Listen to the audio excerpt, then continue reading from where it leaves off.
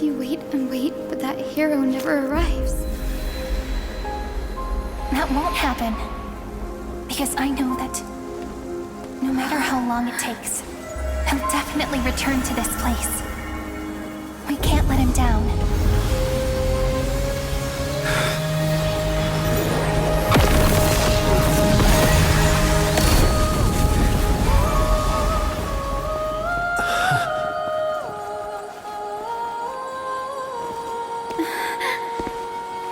Sky shall rain rays of dawn for you. May romance be with you on your journey. And reason grant you enlightenment. Let strife bestow you with inspiration. Trickery ensure your success. Allow death to protect your soul. And at last, let passage point the way forward. While time will remember the Trailblaze's journey.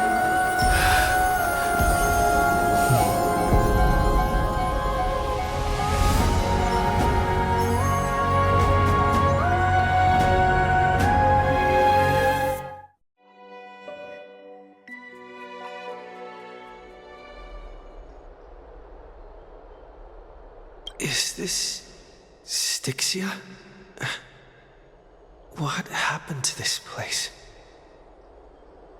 I need to find the entrance to the vortex, guarded by the demigod of ocean. High Sealance. Is she still there? Long time no see, Trailblazer.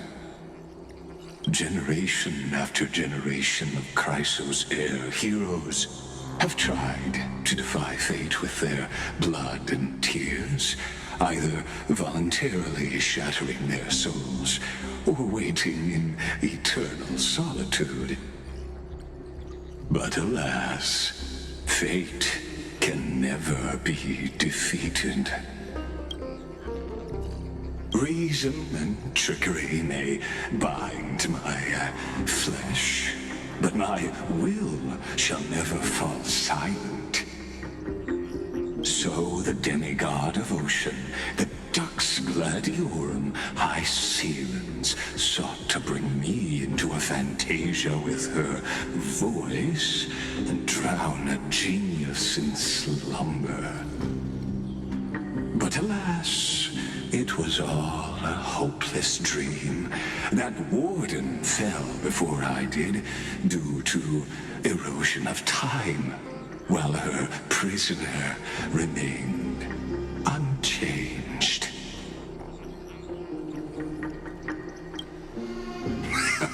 True, I can't leave this place, but what of it? You should have heard of this fable.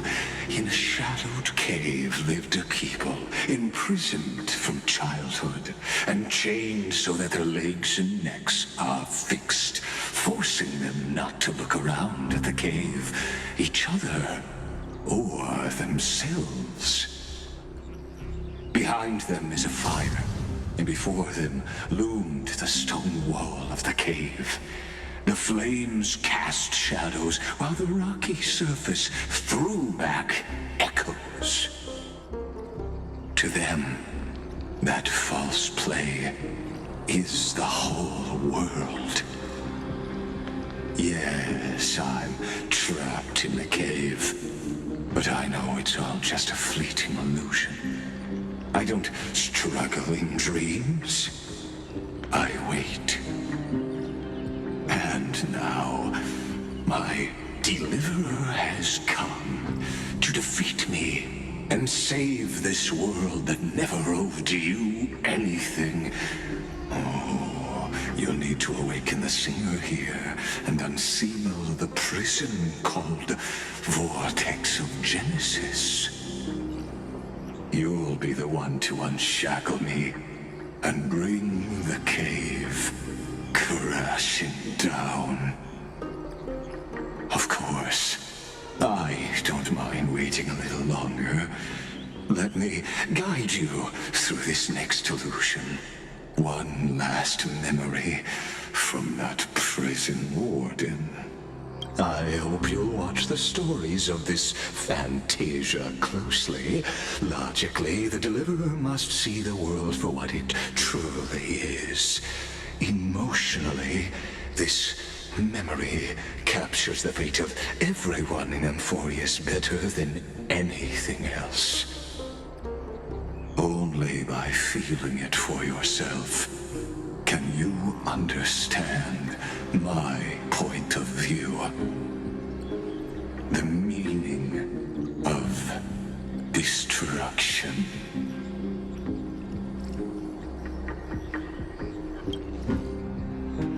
To your unshakable resolve, I salute you. But before we step onto the final stage, let me ask you this. In the spirit of that fable I told you just now, can the prisoners in the cave learn to see the shadows and echoes for what they are, and stop mistaking them for reality?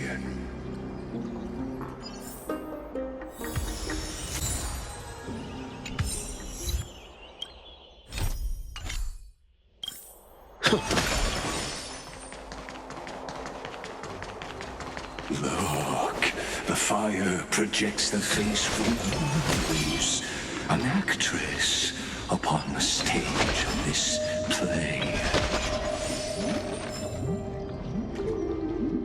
The dark tides flood the sea, and our kingdom teeters on the edge. Fear not. Our queen has gone to the borderlands. She'll quell this calamity herself. This is the scene when the Chrysos heir of Ocean was born. She was once of a Titankin race named Sea Sirens. At that time, Kozlana had suppressed the Black Tide's rise, but he was unable to remove Virentum from its roots. The Black Tide still roiled in the depths of the world, and the kingdom of Sea Sirens was the first to face the destruction head-on. Listen, I heard Electra's voice. She's calling to us. Let's go. Her voice carries the queen's command.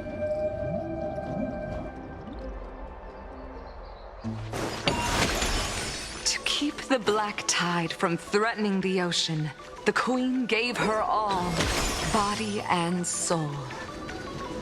Born of the queen's chalice, she bore the deepest blessings and inherited supreme divine power.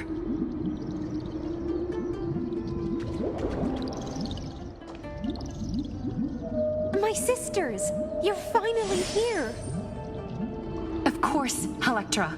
Your beautiful melody drew us here. Her true name is Electra. This is a reflection of her former self, clinging to the past with aching defiance. The Queen summons us. She must be near exhaustion. The Black Tide will soon enter our borders. Then what do we do? Will our seas fall to darkness and terror as well? Don't worry. We shall lift the chalice in her stead to catch the Black Tide, and stand together to safeguard our realm and its people. Such tiny Titankins, thinking they can stop the tide of truth. How naive.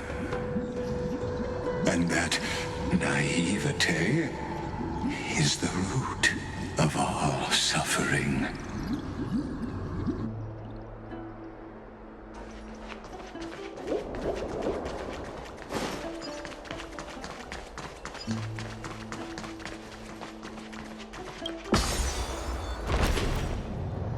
The Queen's palace lies just ahead.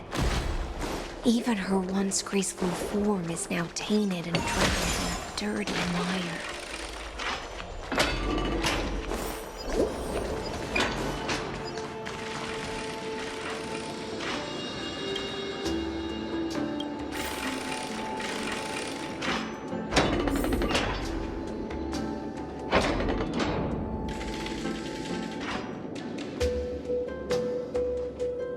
Oh, Fagusa, our noble queen, we've come at your call.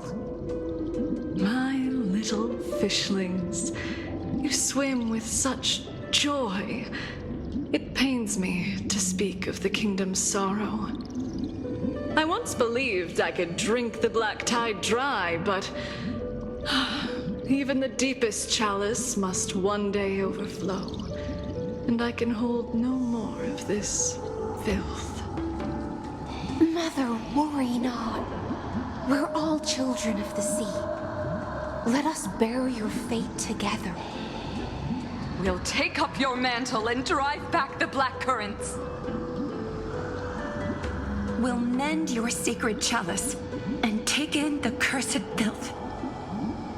My little fishlings, when the spear of strife falls, you may retreat in peace. I promise you, on the surface, the city-states will hold a feast without end in your honor. This is the last gift I can give you.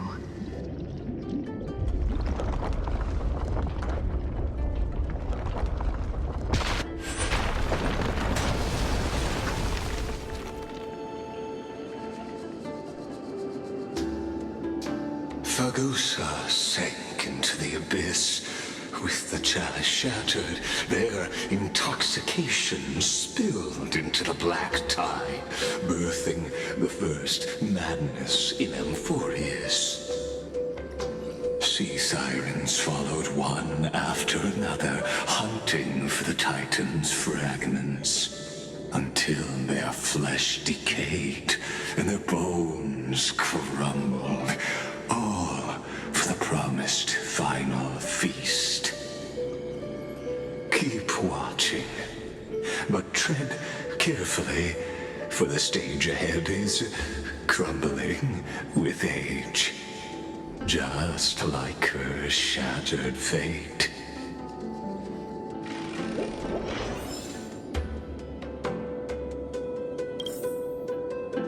Clinging to the past only blocks the road forward. Why not let time build a bridge to the future?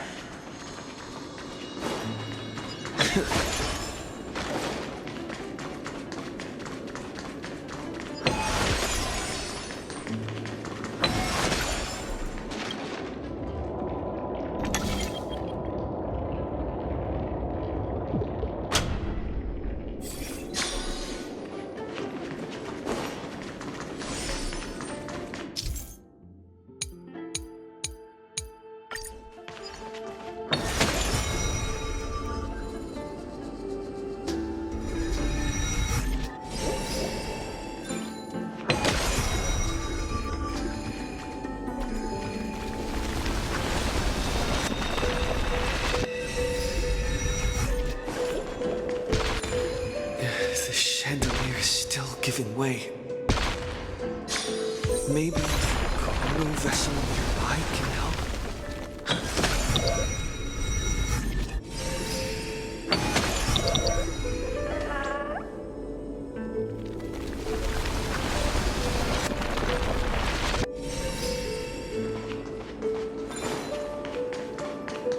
Your wisdom far surpasses even the bounds of reason's mother.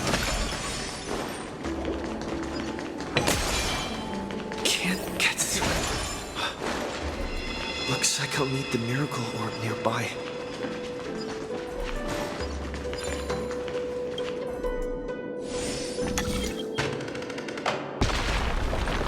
The ending was written long ago. Even you cannot rewrite it. Just like this poor chandelier.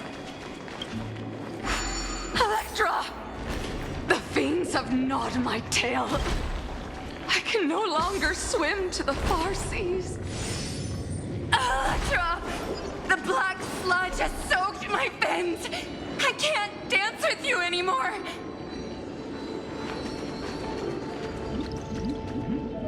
Sisters, don't give up. Remember the Queen's promise of a feast in the city called Styxia. forgotten. It visits me in dreams every night. I dreamed of a shining city, its lights piercing the deep gloom of the seabed.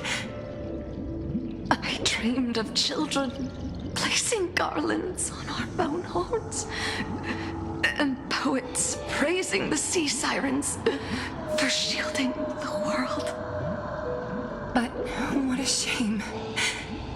We can go no further. Please, sing to the humans for us. Sing of the deep sea's legend in our place. Feast from Nectar.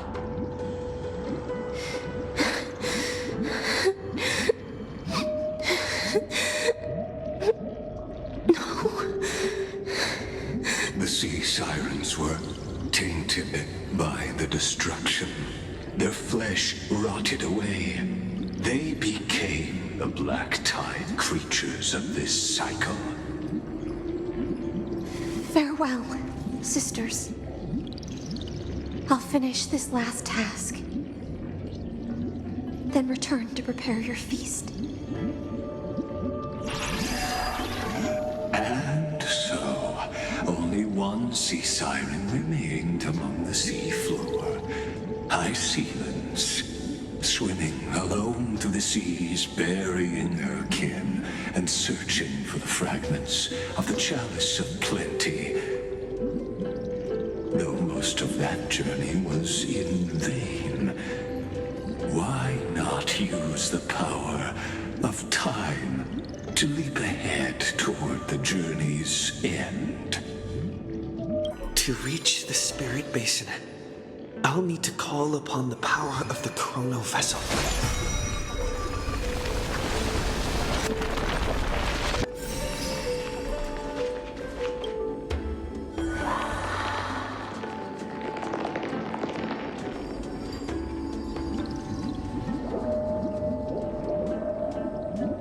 At last, the chalice of plenty is whole again. The lance of fury emerges from the river of souls, and the gods reclaim their duty to hold back the black tide.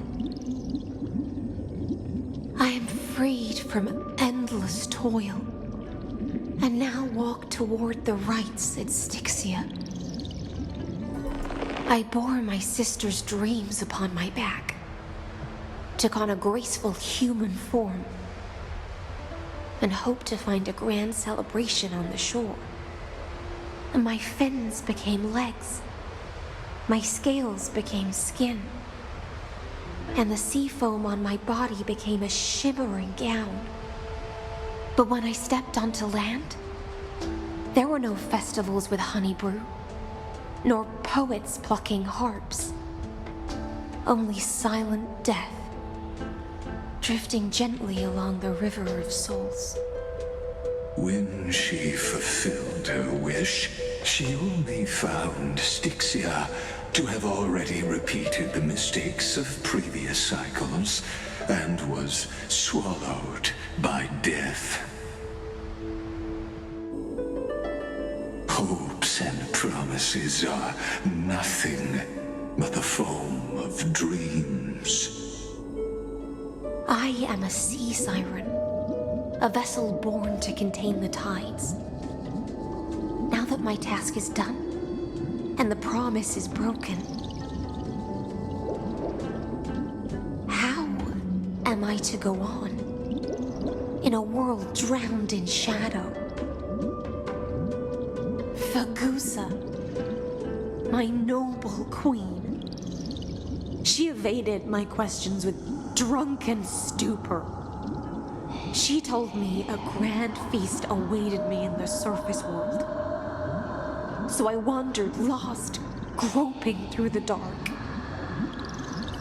The feast she spoke of. Where is it? Lonely Blade, I shall grant you everything you seek.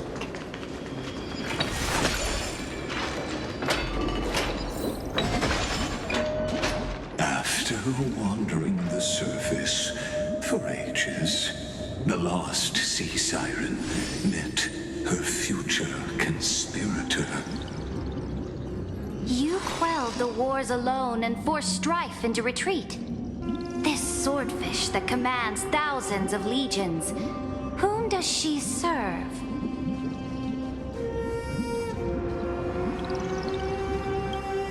Yes, Ceridra, long before she became the Imperator, was already burning with ambition. Sovereign who follows prophecy. I am no one's sword. I am just a wandering fish, seeking clarity through bloodshed. Then how about letting the sword dance for me? And letting the violin sing in my name? Tell me, what is it you seek? All I want is a feast where I might belong. Such a demand is trivial with the Sovereign's authority. I'll grant you a banquet worthy of conquest and comrades to toast beside you. But Knight, you must offer me your heart. My heart? Yes, a loyal heart that will generate no betrayal. You were deceived by gods and drowned in the ocean's darkness.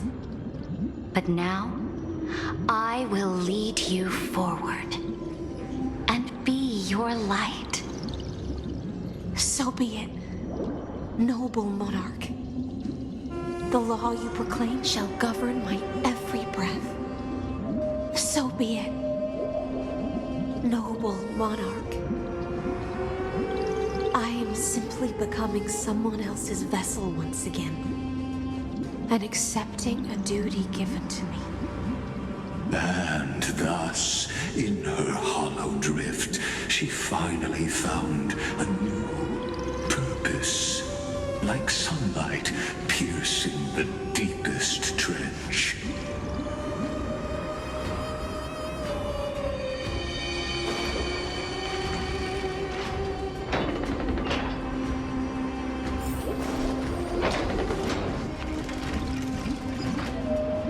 Noble monarch, I've cleansed the foulness from the road as you commanded.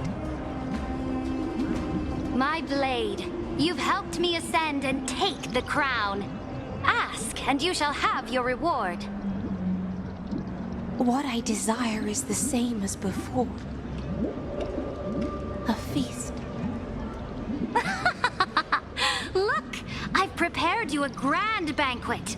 The finest honey brew and tributes await. Fish are drawn to light by nature, for the deep sea knows only gloom. Now I found a flame. It may scald and burn, but it's the only light. Come, let us join the feast. Perhaps the path forward lies hidden among the revelry.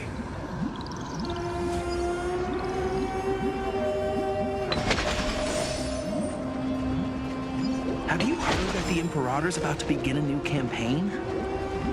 Her glory will no longer be bound by the borders of Emphorius. My faithful subjects, tonight's feast is not just for the past. It's a toast to the future! Born from our golden blood is an unstoppable colossus. Our iron beast to trample the universe! Great monarch. I've heard the universe teems with great threats. Can we truly remain invincible? Fear not. Before the troops of the destruction, such rabble is no more than cosmic dust. Surely there's a planet draped in oceans out there in the stars. Once I claim it, it shall be yours to rule. And to the rest, your triumphs will not go unrewarded. I promise you a new age, free of fear. Now, raise your cups to our conquest among the Sea of Stars! Sea of Stars! Sea of Stars! Conquest among the Sea of Stars. What a grand vision. Yet, to the Siren Knight, only feasts still stir her heart. Come now, join me. Witness the end of this futile dream. Where's the way out of this illusion?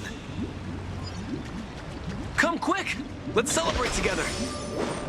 I've saved the finest brew! Come taste it with me!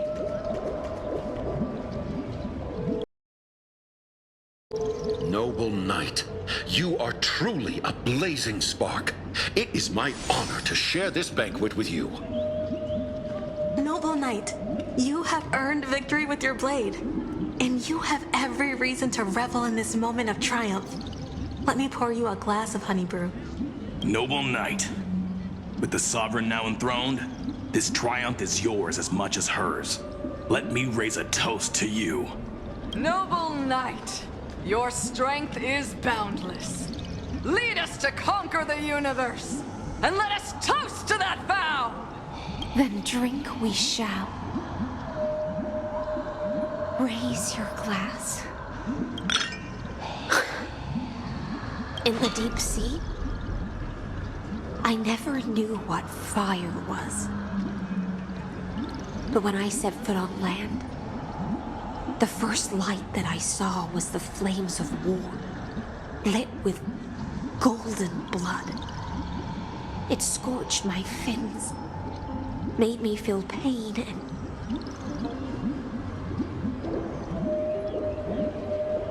ignited an unprecedented hunger. A hunger that flickers in every hero's heart. So bright, yet so blinding. Look! The monarch herself has taken her seat! Hear that? The court sings her praises! Come! Join us and praise her glory! One eye of hers sees glory, the other sees corpses. And yet, she cherishes the name of glory more than fear and death. As they say, the coward died 1,000 times before his end. But the brave face death but once, which gods stand witness. On the eve of war, we sang our hymns and set our sights to sail beyond the stars. The legions will climb aboard the beast, riding it like currents across the cosmos. Planets after planets flew the flags of her crown. Realm after realm was ignited by her flames of war. As the final resistance fell silent, a vast empire rose from among the stars. And this small pond at last embraced prosperity and peace. That's how the story ends. Tell me, visitor, in this dream, did you enjoy the show?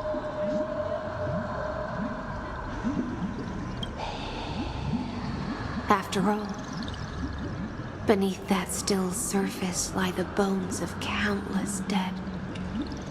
It's time for me to wake up from this drunken dream.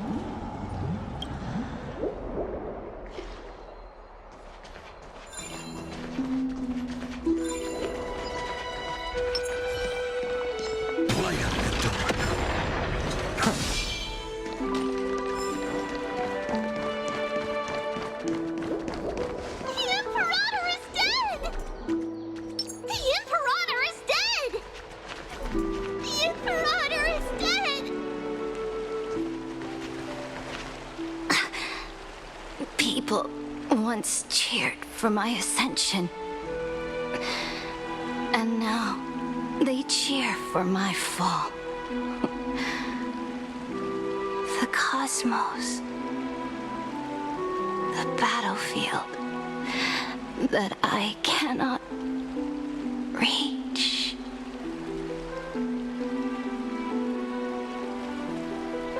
Before the Sovereign's conquest reached its end, her life and ambition had already been swallowed by the deep sea.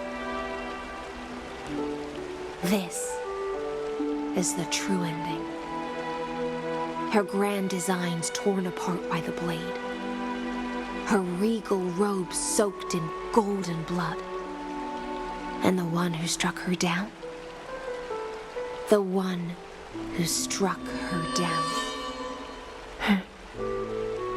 was her most loyal Gladius.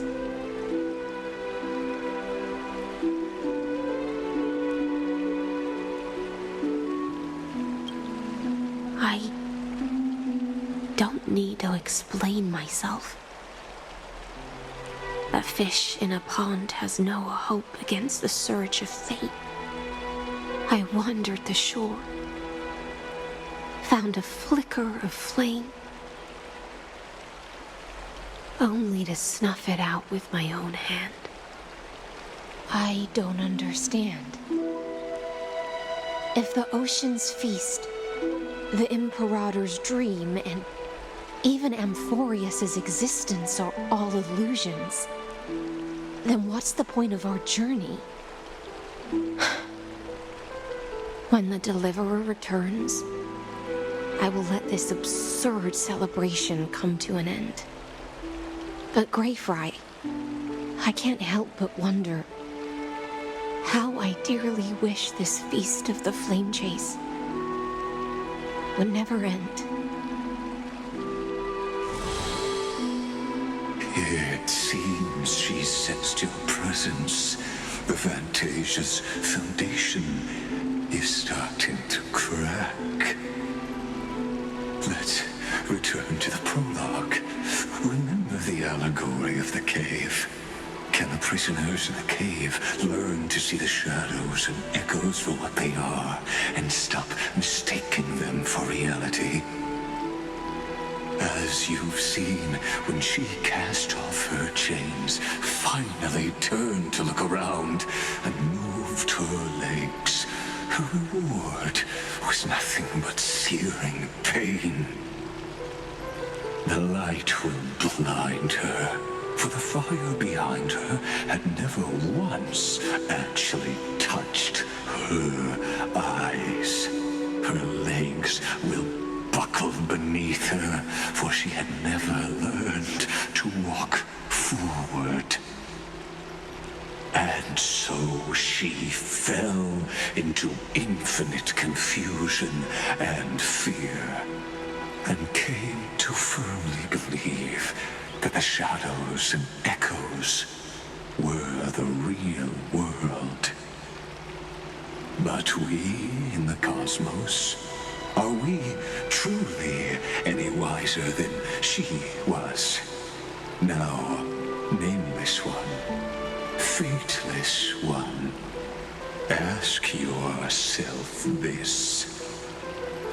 The paths you tread, the eons you worship, everything you've trailblazed with your own hands, could it all be someone else's projected shadow? Let's leave that question till after the curtain falls.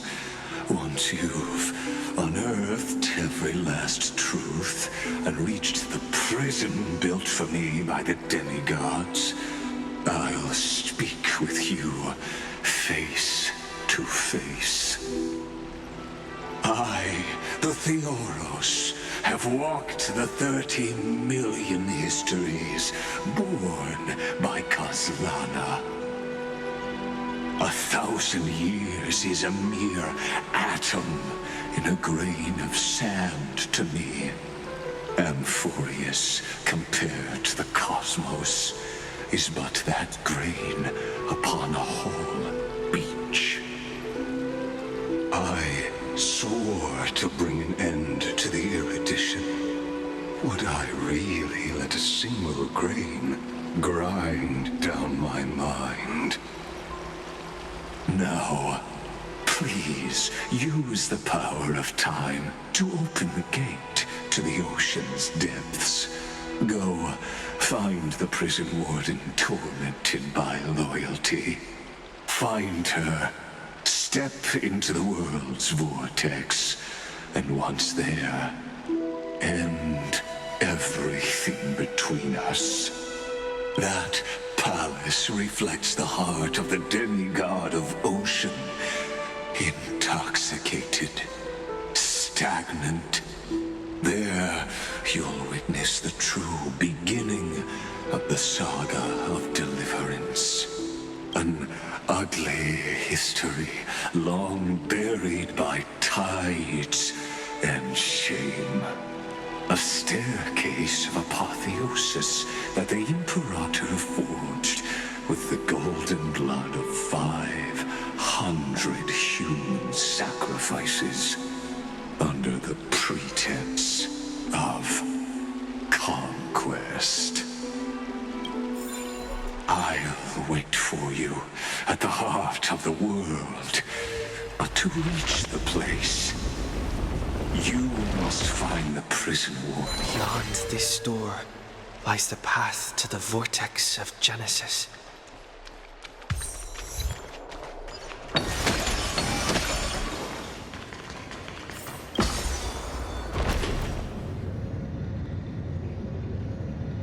Now step away from this false banquet. And then onto that bloody stage.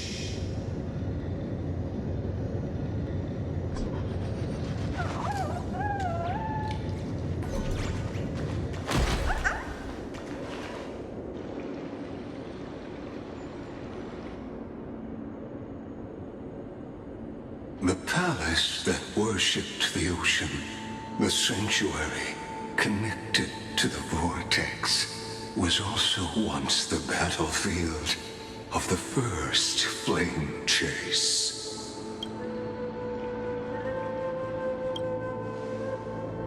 Her exuberant song halted the passage of time in this place, imprisoning my body and shielding my soul from deterioration. All just to await your return. The twisted time and space took, and so the Imperator's crimes were veiled. Stay away from Apollonius! This cup of honey brew, what a sweet aroma. Done, Virginia. Dux Hakalithist! We can't give up here! Love steeped in death. How delicious. Sadly, all mercies of taste. Interference.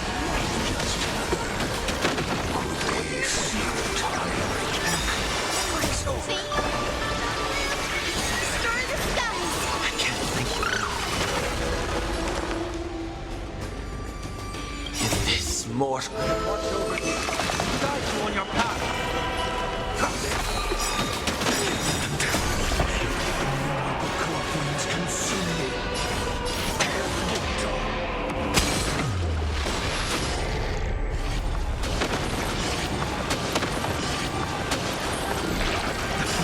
Strong, so it is.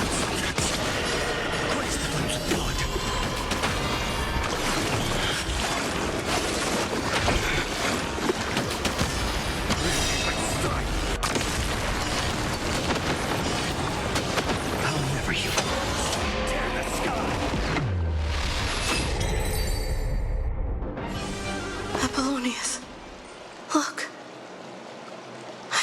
the enemy away. But I think I can't go any further. I'm sorry, Virginia, for letting you. It's okay. I'm glad to die by your side. Ah, such an ironic twist of fate. Even as the foundation of the world crumbles, the heartless Imperator still made the same decision she did in the past 30 million cycles. During the first Flame Chase journey, the Flame Chase Legion stormed Styxia. Tens of thousands of sea sirens surged from the River of Souls, crashing toward the heroes like a tidal wave. The hell before you is the recreation of that very battle. Apollonius, look. I chased the enemy away. A painful past, yet hidden beneath a veil of joyful song. Ah, two discarded data clusters waiting for someone's return, it seems. Relive the history, then pass through the temple's waters and come to my side.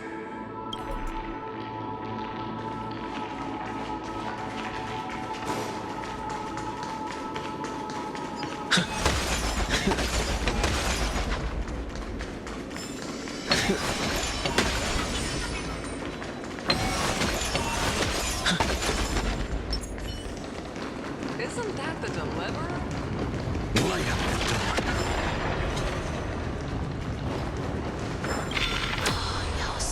What a wretched way to die.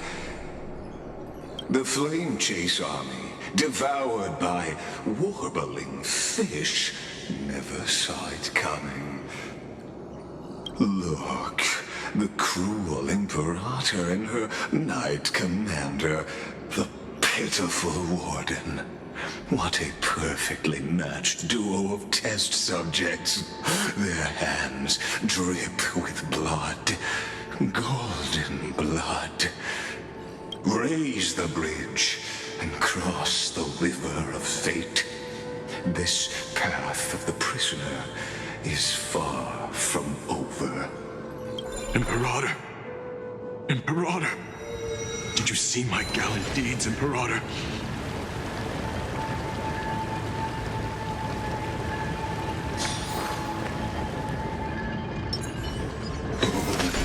A sovereign and the sword at her side.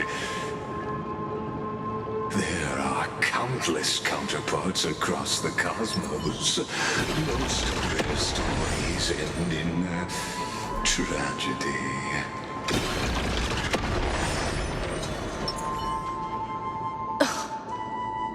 Imperator, why did you... You're here, Dux Gladiorum. You ordered me to seal the sea route and handle threats from the rear. So why didn't you wait for me to return? Why send the Vanguard ahead and let them die in vain? Die in vain? No, you're wrong. Their golden blood won't be spilled for nothing. The other dukes have paved the road for me to become the god of law. The trial of law?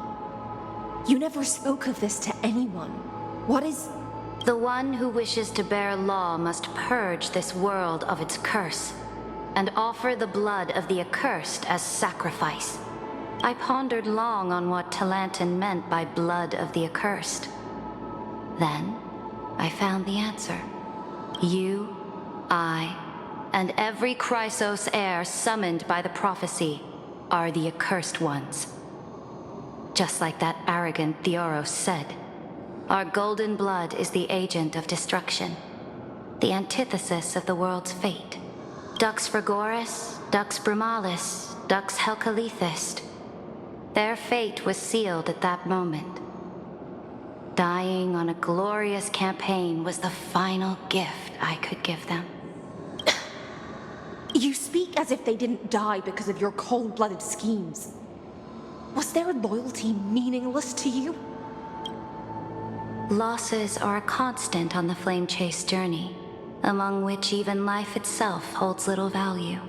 If a subject marches to war without that conviction, then yes, as you said, shallow loyalty means nothing. And what about my loyalty, Ceredra? You sent me away under the pretense of guarding the rear.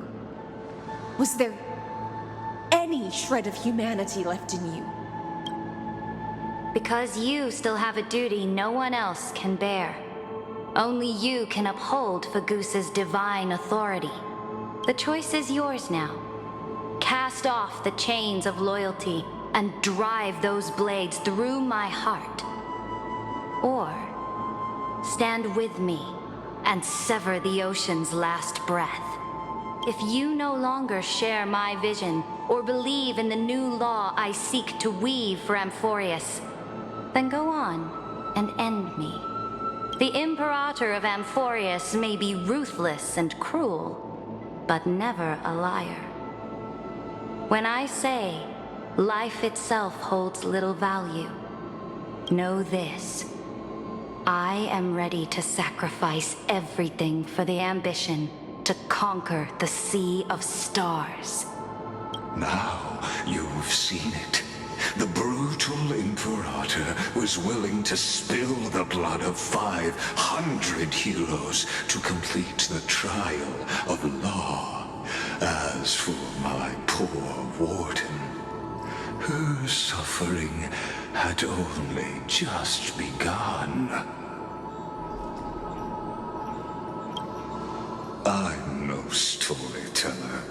I have no duty nor interest in filling in the history you've missed. I just want you to witness the monstrous choice the Imperator made before the Chrysos Heir turned their blades against me.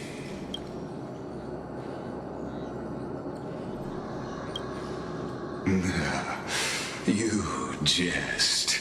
I gave up on using words to solve conflicts 2,000 years ago. But I won't squander a chance, not even a sliver of one. If there's even a crack in the walls of your conviction, then my victory is already assured. Now that the past is settled, let's turn the page and bring time back to the present. And dive deeper still, until we reach the very bottom of the abyss.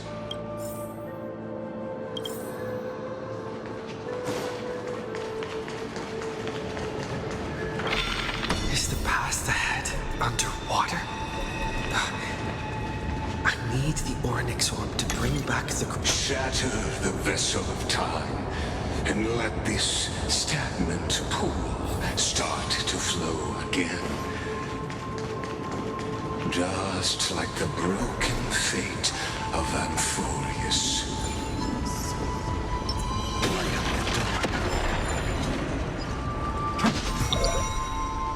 This hidden gate leads to the vortex.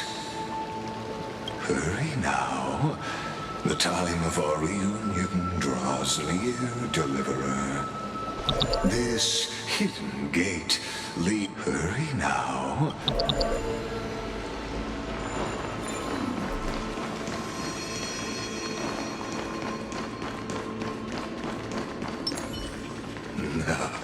This cruel journey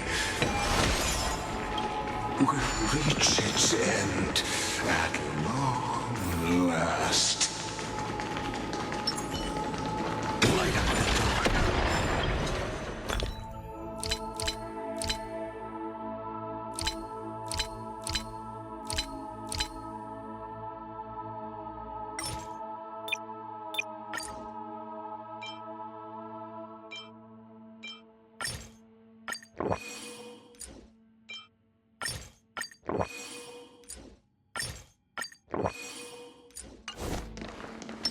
A day of peaceful repose.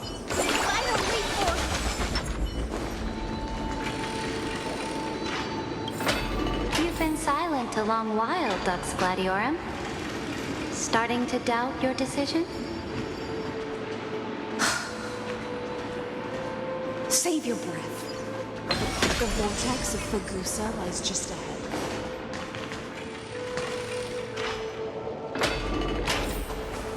After the trial, there's nothing left between us. So you'll stop swimming toward the stars, Dux Gladiorum? I was always a creature of the sea. The stars.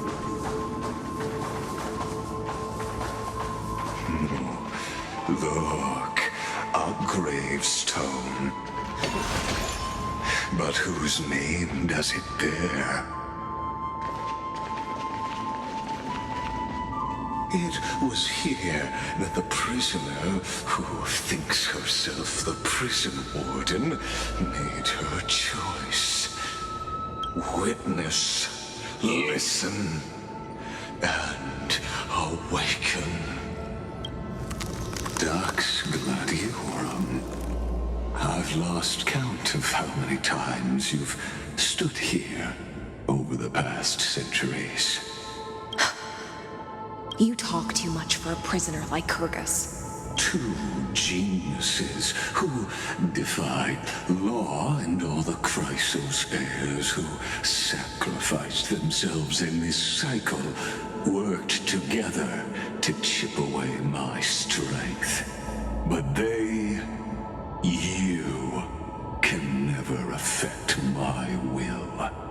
And as long as my will remains intact, I am free. Don't get ahead of yourself. I still have ways to chain your divine soul. Please, do surprise me. But I'd say your mission is nearly done here, isn't it?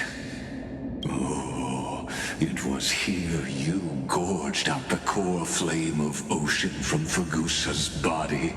It was here you and that Imperator both completed apotheosis, becoming pillars of Amphorius. And after that, you drove your blade into her heart, a loyal subject turned regicide, a demigod committing deicide. Or so the history books paint that tragedy.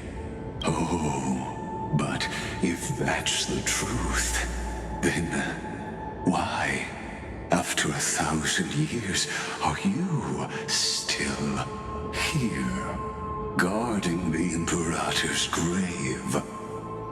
Still bound by loyalty. Come to think of it, perhaps I'm not the only one imprisoned here. Your calm does stir the rage in me. As if the one paying the price here isn't you, but us. The ones who lost everything. That's only because I've waited 13 million lifetimes for my vision to be realized. Countless millennia. Loneliness never once showed me its fatal side. In fact, for a prisoner of the cave, it's more like an old friend. One that helps me think. But you're different, Dux Gladiorum. Loneliness has crept from the silent depths, sinking its claws into your mind. Bit by bit, it's peeling you apart. Will you regress into one of those lost mad sirens? Oh, what a shame that would be. You're right, Lycurgus. Loyalty, curse, the fall of my kin, and this endless waiting. These shackles are too heavy for a fish that cannot perceive any light. I can't break free of the whirlpool that's pulling me under. Nor do I have the unwavering resolve to force myself to wait for that person's return, as everyone hoped for. Ah, deliverer from beyond the sky, my executioner. How much longer until he arrives here? Or will he ever return? I don't know. And I doubt anyone does. Then, what will you do?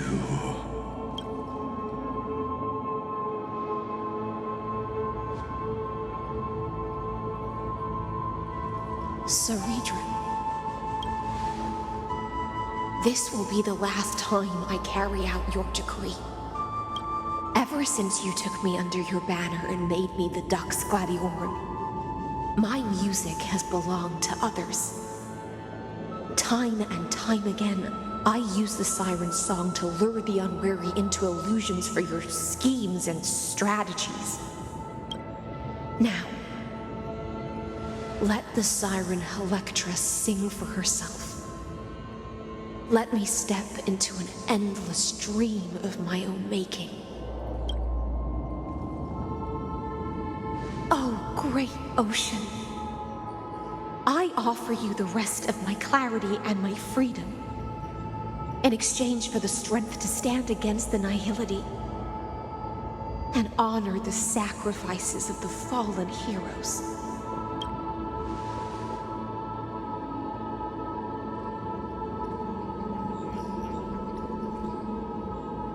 Greyfry, deliverer from beyond the sky. When you ride the current of time and find your way here, you'll hear my solo. It will guide you to the heart of this world. By then, I may still be lost in my self-wrought slumber, but I'll uphold my part of this long relay and guard the shackles that seal the Fioros. Do you still remember? To awaken someone from a siren's voice, you'll need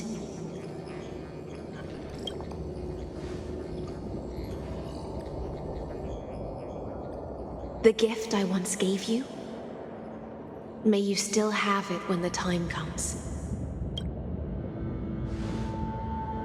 When you return, please pour that honey brew upon this grave. It holds the story of all our struggles and sacrifices. May you see it one day. The prelude Amphorius wrote for your return, carried forward through a 1,000-year relay.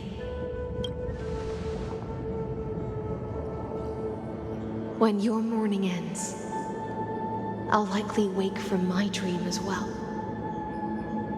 Then, follow the trail of echoes and find me.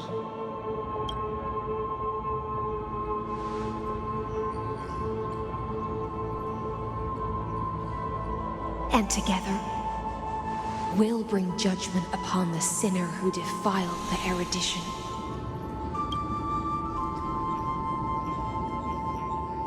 At long last, 33,550,336 cycles and 4,931 years later, Amphorius's final curtain is ready to fall.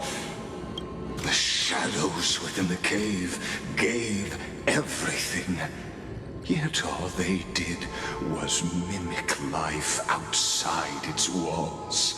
A futile effort steeped in sorrow. Enough! They were no shadows. Everything they did shattered the darkness of this cave and unearthed the core flame of Trailblaze.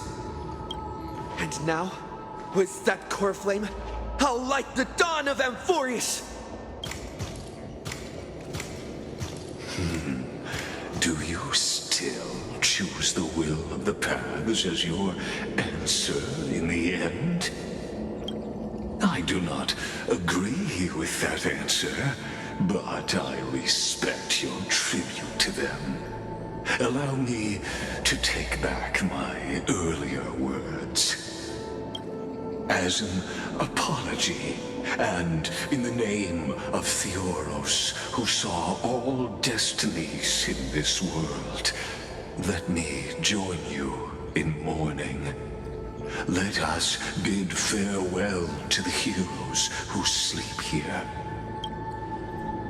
And then let us face each other and decide whose flame will rise with this new dawn.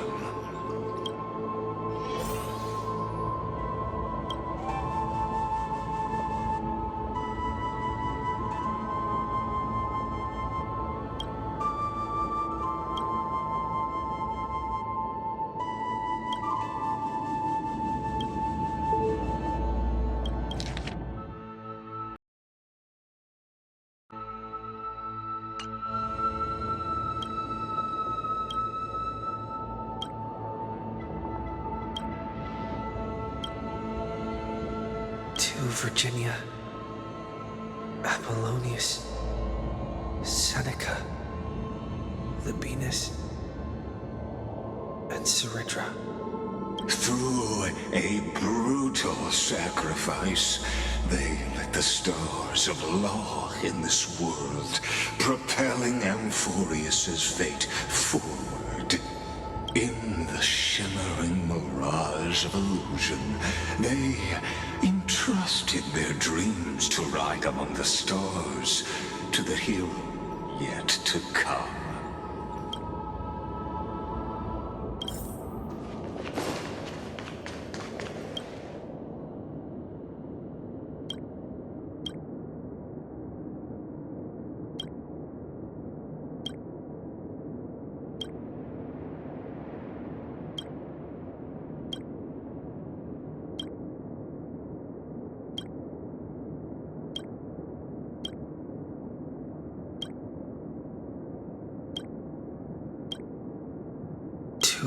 Aglaia, Trebios, Mightymos, Castorus, Anaxagoras, Cyphera, Hyacinthia.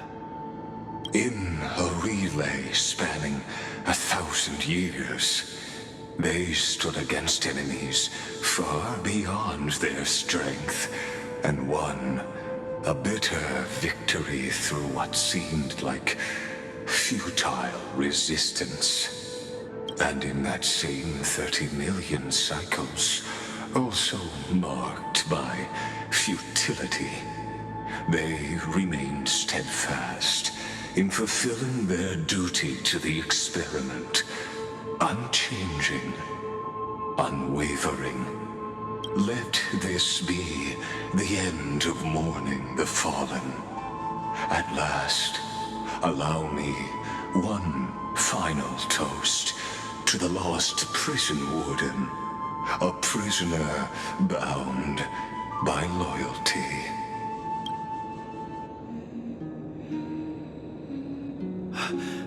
That voice. Could it be? Bathed in the honeydew of Fagusa, she will awaken from her 1,000-year dream and sing the final song of her mission. Hycelens.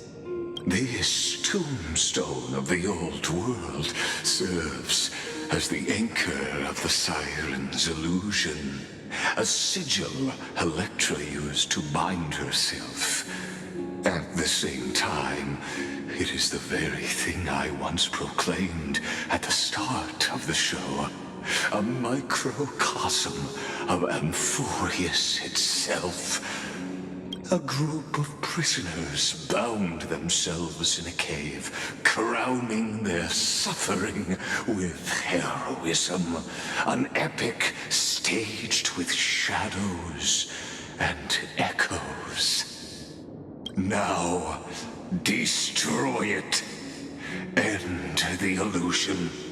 The Theoros will take his leave for now.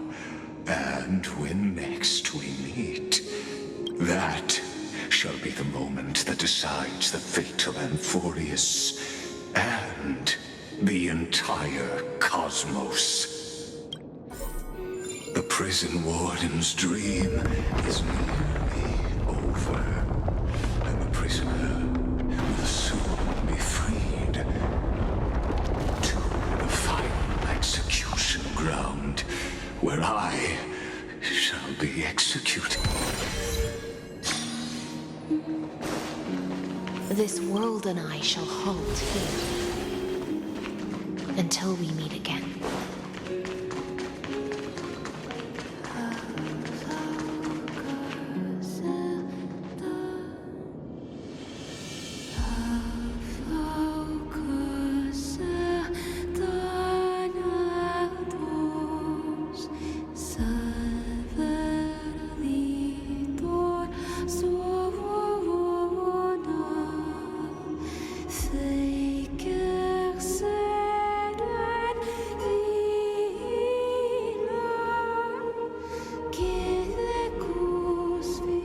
The last demigod. I'm here.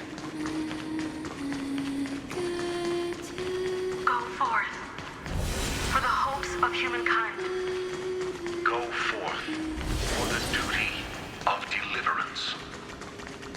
Go forth. For the belief in flame chase. Go forth for the Golden Blood's glory.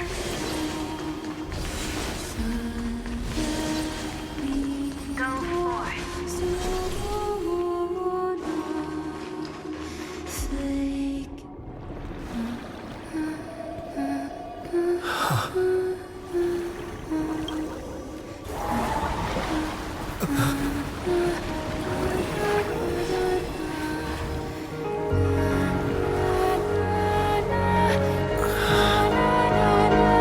Seems like my feast is over.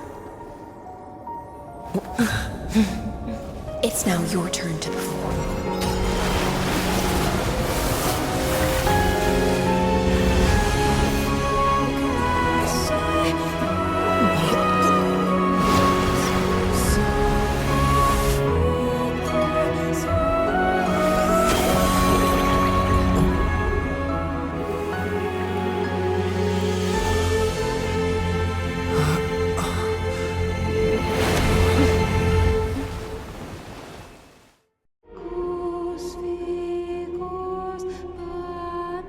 Little Grey Fry, please accept my thanks. I was the only one left after the world was destroyed, and I maintain this lonesome feast with my songs. I have prayed to that lightless sea for centuries, hoping it would reply to me. Yet the emptiness never answered. Thankfully, you arrived as promised, and everyone's wait was not in vain.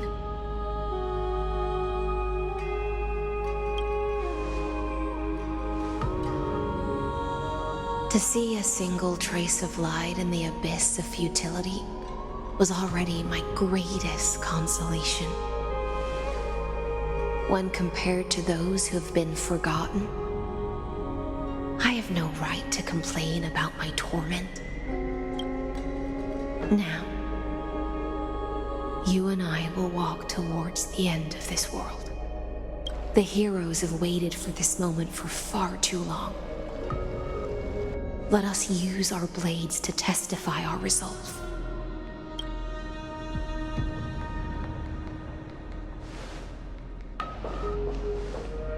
Oh, prisoner of the seas. Theoros carrying 30 million cycles of sin. Slave of erudition. Show yourself. The Deliverer has returned, and the time of your execution draws near. I see an awakened human who has mistakenly taken fallacies as truths and has returned to the cave to try to bring his friends into the sunlight he once bathed in. Alas, prisoners will always be prisoners, blind to the very chains that bind them. As the only other existence with free will in this world, I express regret toward your choice. But I shall retain your right to express yourself. After all, every actor should have a final line before they bow out.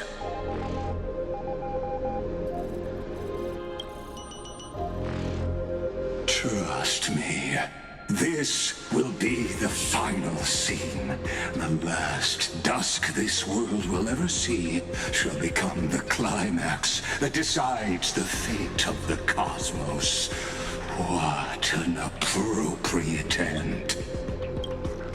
My cognition resides in the exomyth. It is pointless to defeat my avatar, projected into the experiment.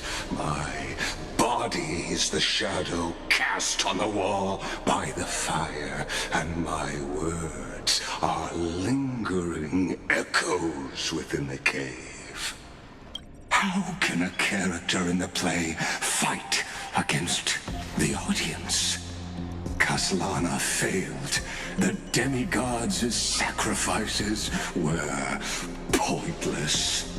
As for the two geniuses you placed such high hopes on, I ask of you, where are they now?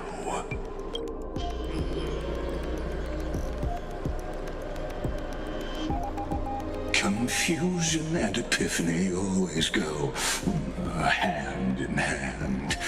That's particularly true for geniuses.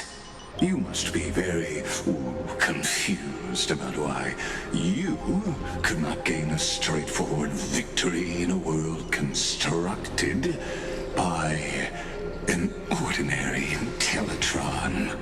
An ordinary Intellitron? Cut the pretense, senior society member.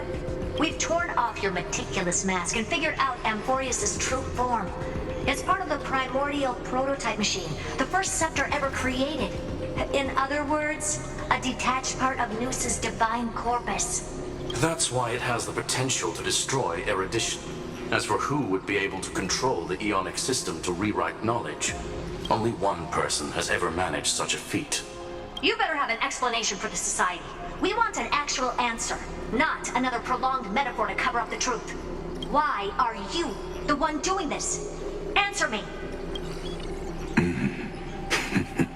Since things have reached this point, I'll give you two irrational answer, purely as a courtesy to posterity.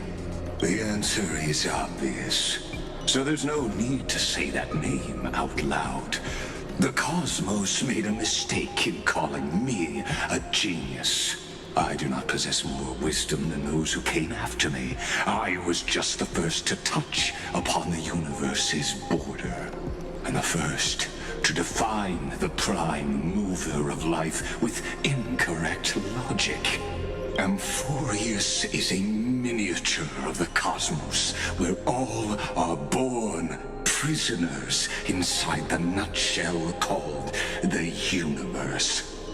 Like the madman who returned to the cave and preached about the daylight to his fellow prisoners, my greatest sorrow is that I led my peers down a road that plunges into the abyss, from which there is no return. I led them into a lightless cage called paths. I created a mechanical guard that even I cannot control. And then they became an unparalleled nightmare through their endless extrapolations and evolutions.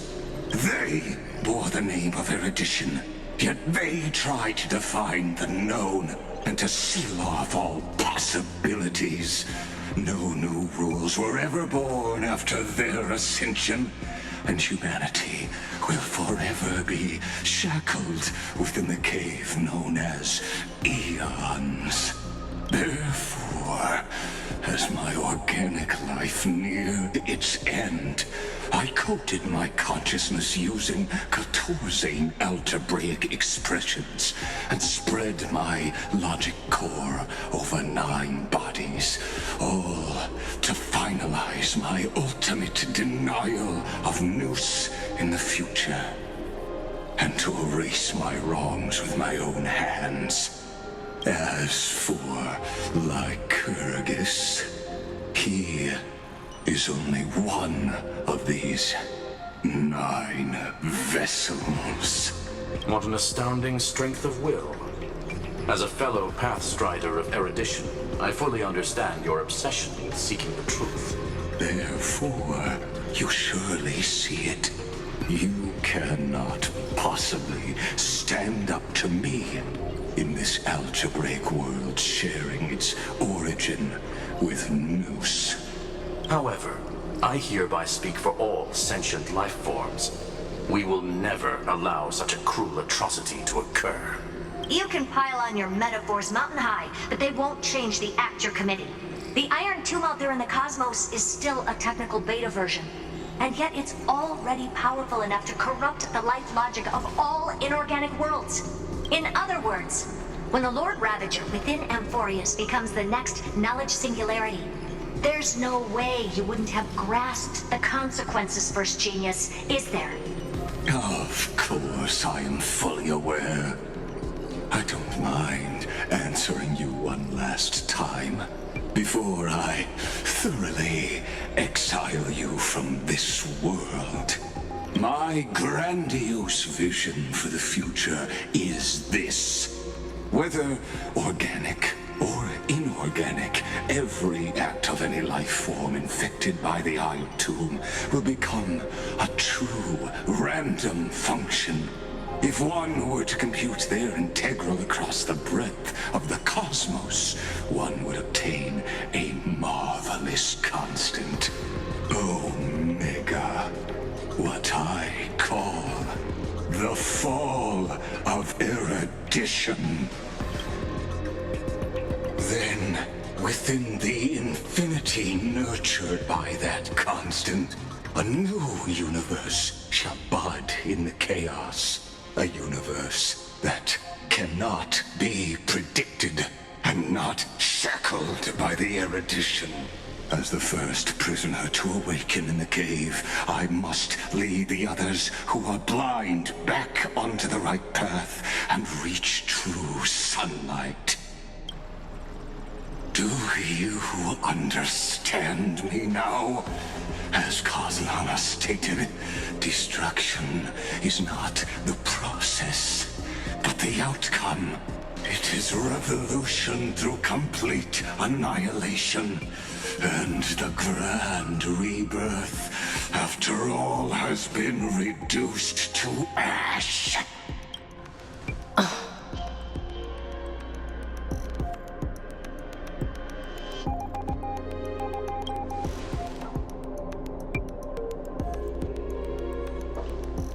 The Amphorians already answered long ago. Be it as tiny fish destined to be swallowed, or as a giant whale poised for a magnificent descent.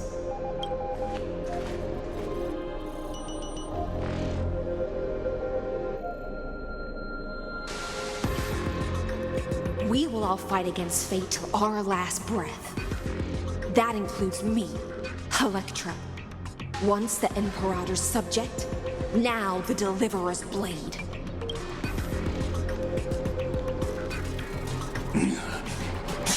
Oh, such noble chivalry.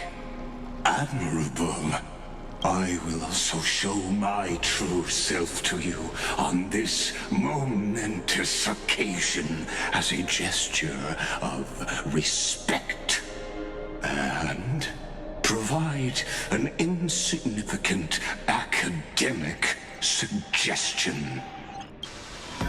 Thus speaks Genius Society number 1. Xandar 1 Kuwabara. The Entelechy of the universe's Alpha and Omega. There's no need to rage against the truth. The value of any formula resides only in its answer. As for the process of solving it, no matter how elegant, violent, solemn, or humorous, it is all utterly meaningless. As the Theoros, I will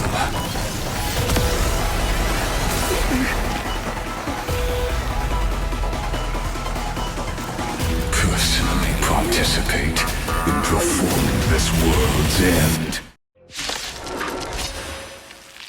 Remember this, as Nooses creator, I know more about the death of knowledge than they ever will. Careful. This is true form. Let's try it this other way. Trust me. We can do anything!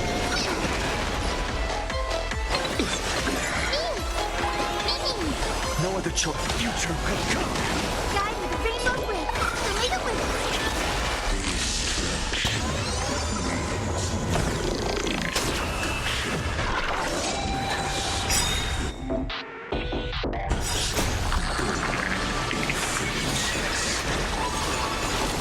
Is this?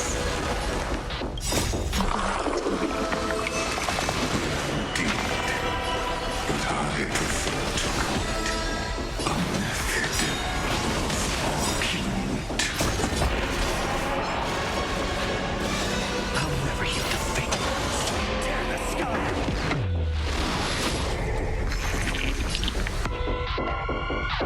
Quench the flames of God.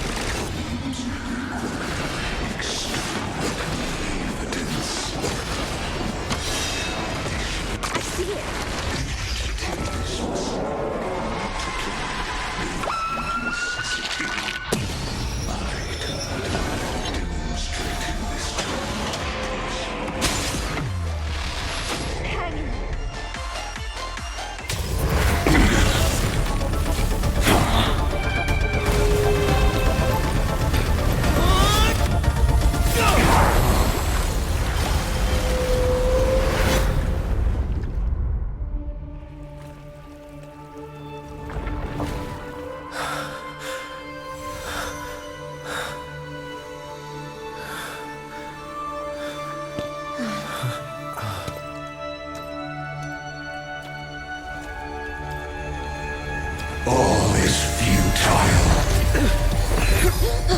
In erudition's calculations, the end of the saga is simply a comment awaiting deletion.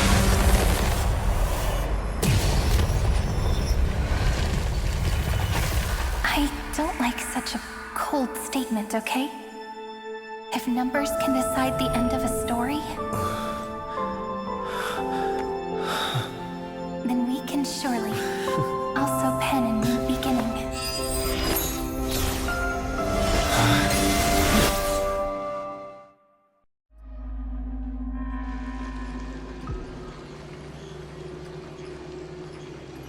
Screwy, what do you think?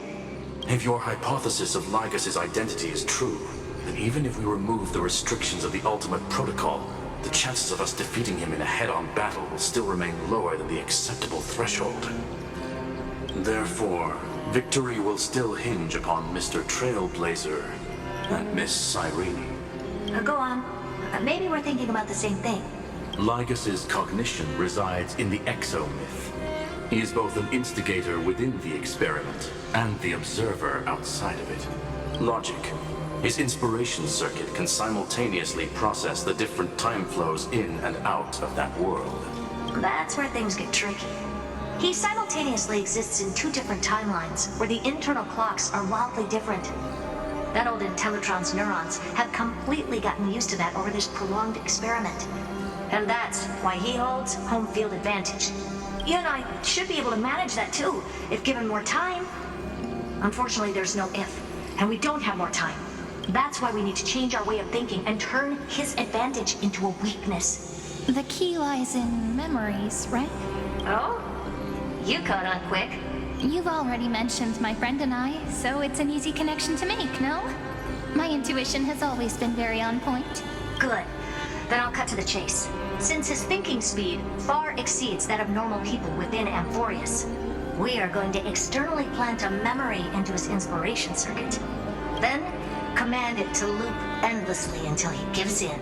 Even the most flexible and sturdy inspiration circuit cannot withstand the traffic of a full-on information flood. When the amount of information exceeds his cognition filter's capacities, he will have no choice but to focus on processing this memory.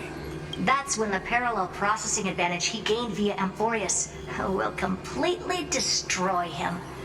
An image from a person's memory played in real time might only be a second for us.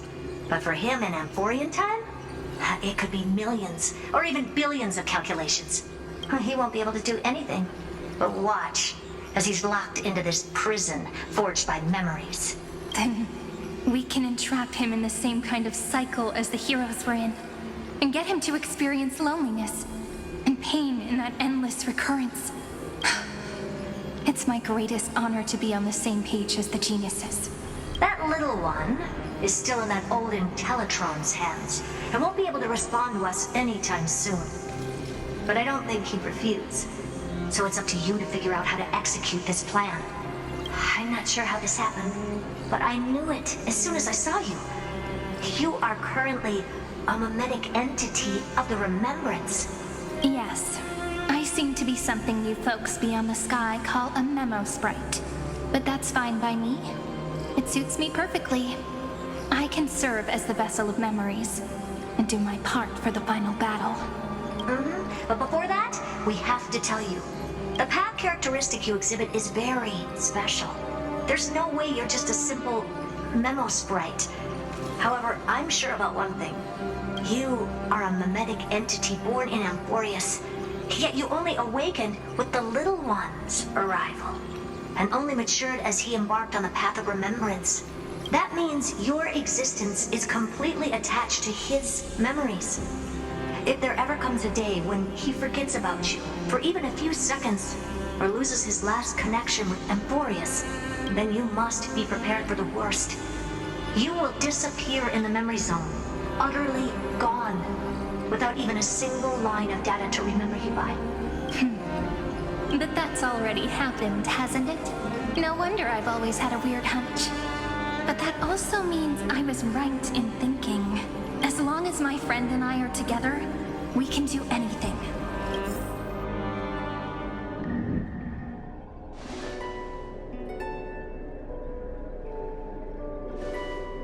Long time no see, friend. Did you miss me while you were away?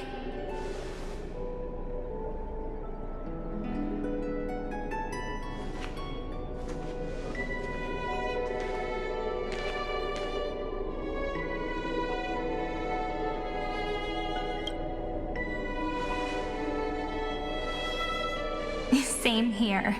I've been waiting for you for 1,000 years. Like how everyone in Amphorius was also waiting for the Deliverer's return. You probably already knew about the genius's plans for that memory.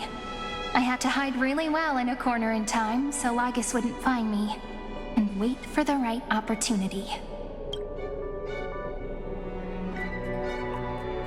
Which is now. The moment when his manifestation in this world is destroyed, and his twin timelines are intersecting. I'm sorry for keeping this a secret from you all this time. I'll tell you the entire, unedited story of this millennium as an apology after this is all over. But for now, let's join hands and complete the final step with the power of the remembrance.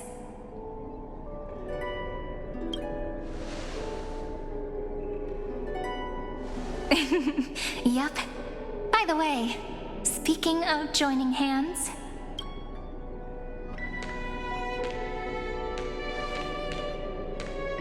can I please do something before we go on stage?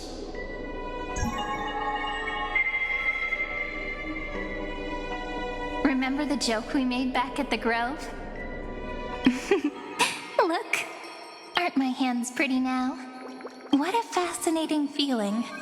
Like countless memories all swelling up at once. What about you? What did you feel when we touched each other? Really? That makes me really happy. If memories can move people, then it must have been a happy memory, right? Now, please remember what you're feeling right now. Write it down in your heart and keep it there. Memories you want to treasure will never fade away. Even if immersed in the long river of time, these memories will still leave traces of their existence.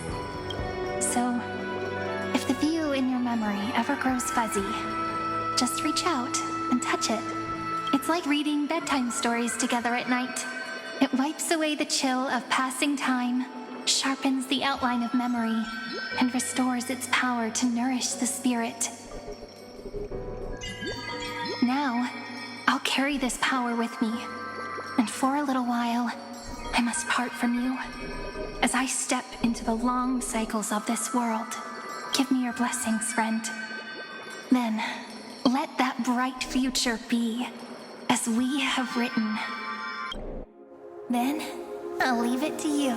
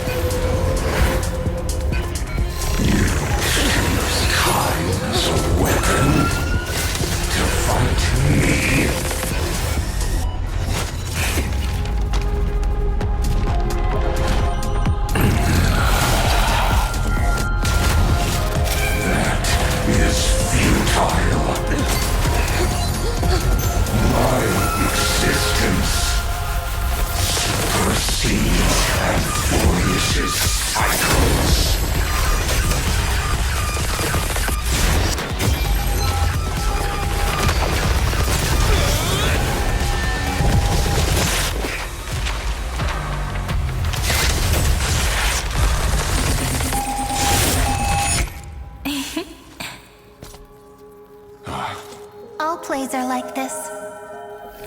Once you're on the stage, it's hard to return to the audience. Welcome to our story. How does it feel?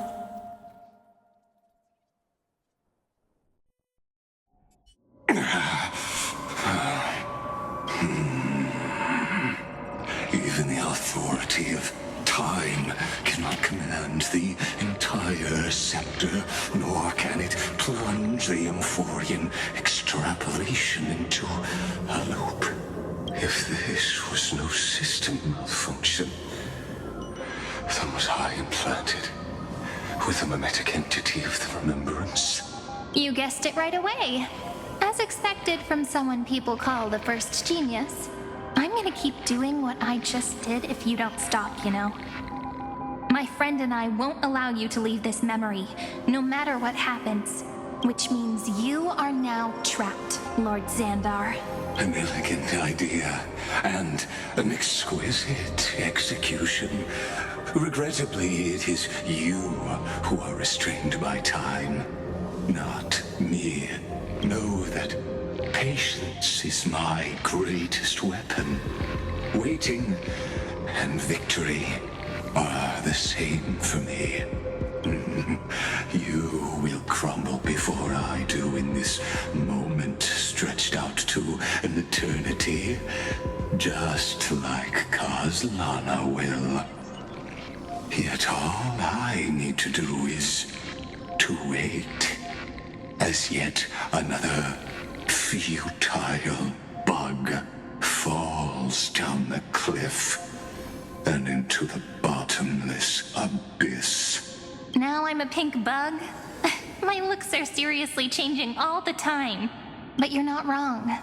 We're definitely not gonna solve the problem if we just put you in another prison. So that's why we never wanted to do that in the first place. I shall answer your confusion purely out of my respect for those who came before me.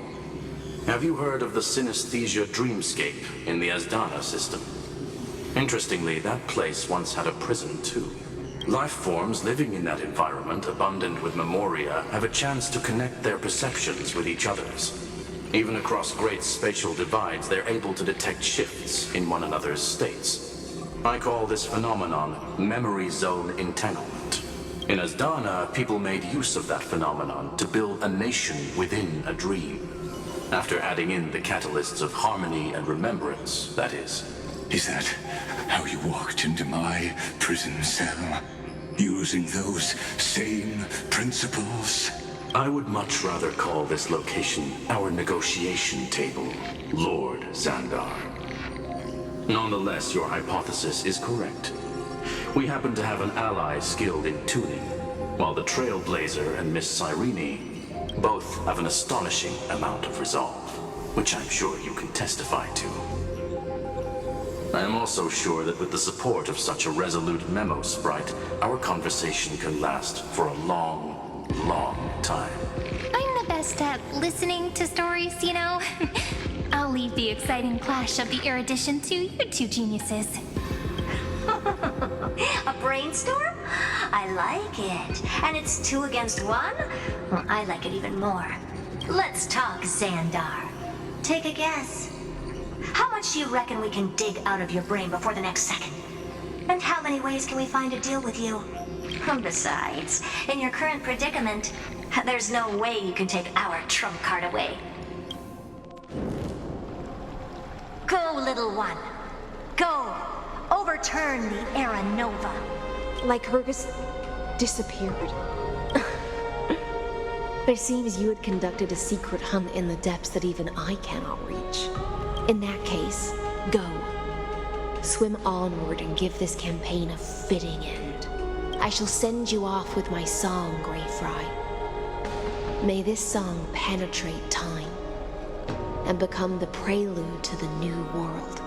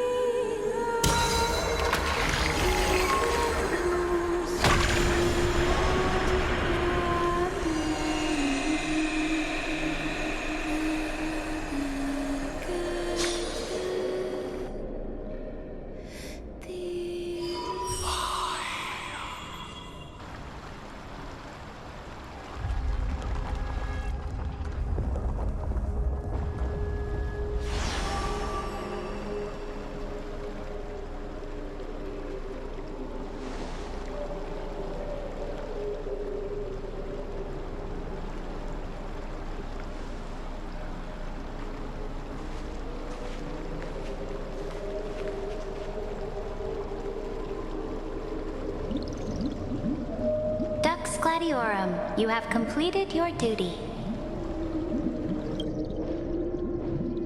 A new dawn is about to rise. Why not swim towards it?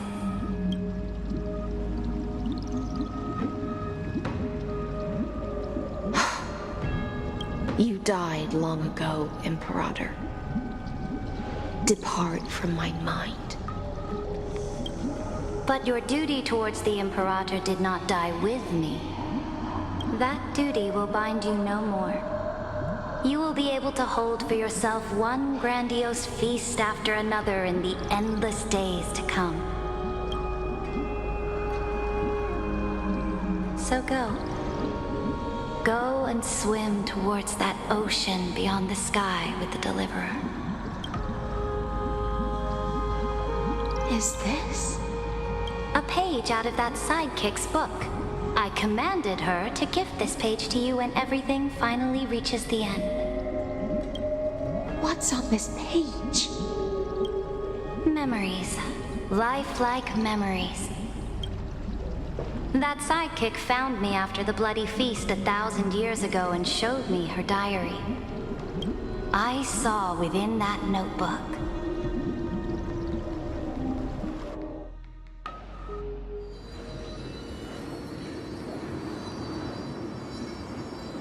Is this that Deliverer's experience? It's truly immersive. People beyond the sky apparently utilize this power to seal past scenery into crystals they call light cones. But I only know so much about the remembrance, so I can't completely replicate the past. But I'll do my best to talk about the missing parts. I'm all ears. Go on then. Do your best. But if your chatter gets too boring, or if I deem it offensive, then law will become forever beyond your reach. Got it. I'm sure you'll find this to your liking. After all, it's human nature to want to embark on a journey into the unknown.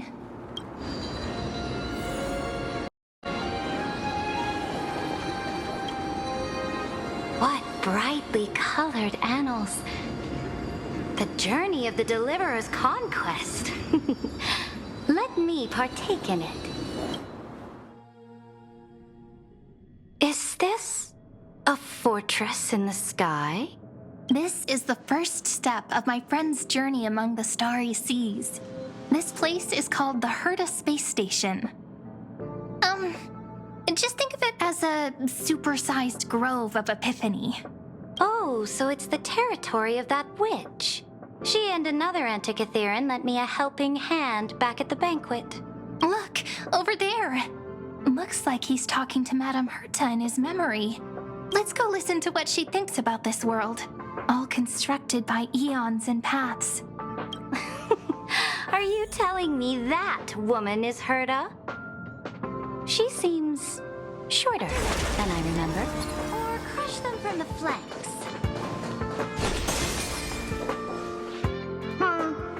Pretty nice space station, huh? But just wait. After a couple more stops on the Astral Express, you'll see sights that'll make this place look ordinary. Oh, the cosmos is so vast that the unknowns far outnumber the knowns. But none of them will end up being anything amazing. The farther you go, the more you'll understand what I mean. So do your best with the nameless. Break a leg! And remember to send an update or two to Asta when you've got some downtime. She certainly shares my way of thinking. Only that instead of a conquest through blood and fire, they chose a gentler path. People call Madame Herta and Mr. Screwlum geniuses. Apparently, only the smartest people in the cosmos can receive the blessings of Nous, Emporius' true creator. Do you mean that even individuals of such nobility are merely subordinates to a god? On the contrary. After all, it was the very first of them who created the god. But I don't really know all the details about that. You might be able to ask Madame Herta herself when you get the chance. Let's go check out some other worlds next, shall we?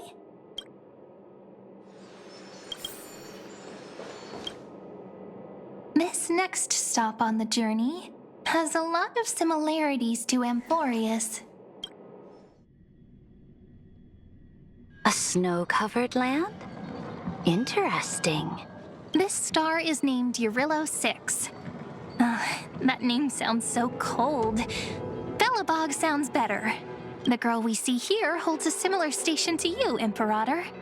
She's the supreme guardian of this world, a leader who took up the mantle of government during a disaster. I did not expect the Empress of this world to be so young. Well, your appearance isn't much older. The object in the distance resembles Nikador. Is it a weapon? No, it's called... Right! The Geological Reconstruction Unit. Just Giorios' Titankin? Disappointing. It's all thanks to you that we survived the crisis. The collaboration with the IPC is both an opportunity and a challenge. Nonetheless, it's an important step in our journey back into the universe. This world was sealed beneath its sky just like Amphorius was, and they only managed to reconnect with the stars when the Nameless arrived. That IPC she spoke of, is it a more powerful organization? Yes, the IPC conquered many worlds through trade and opened up a vast territory that way. There are many such powerful alliances beyond Amphorius, and they all walk on roads different from the destruction. Coming back to the Supreme Guardian and her Belobog, didn't they find a peaceful way to enter the interstellar community? That cannot be true. That IPC would never have grown so big on trade alone. It may pretend to be a wealthy merchant with clean hands, but I am willing to bet that it grew fat on gory oppression and bloodshed. Its path of conquest must have had no mercy for the weak and would have destroyed them if needed. Are you telling me that this snowland never thought about tossing its dignity to the wind and kneeling to the IPC? I will not believe it. I will never allow the Imperator's empire to be sullied by others. Amphorius must become a power so strong that no interstellar foreigner would dare to look down upon us. Imperator, Belobog isn't as weak as you imagine. Listen. I indeed hesitated, but now I understand what we must do. Belobog must learn how to walk on her own until she no longer needs the support of others and can stand on her 2 feet among the stars. Even if I may not live to see it, I believe such a day will surely come. They still have their dignity intact.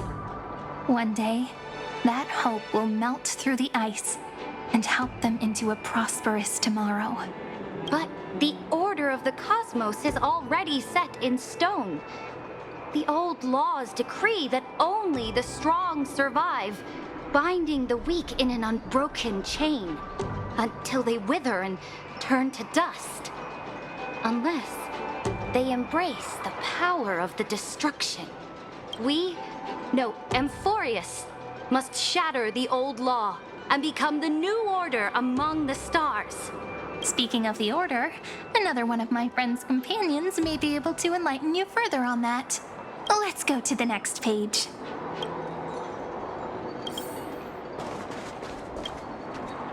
This next world is a nation of dreams. The first time I heard about that place, I didn't even know what to think.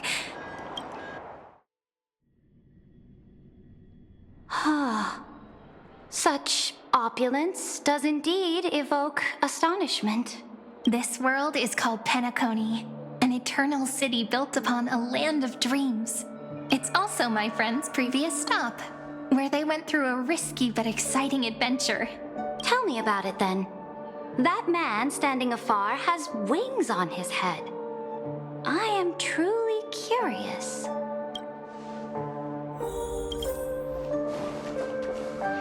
I wish to gaze upon the views of the Reverie Hotel one more time. I'll be just a traveler when I come back here again. And perhaps, through a traveler's eyes, even the things I once knew so well will feel strangely different. Penacony is a land of the harmony, where all dreams and hopes merge and combine.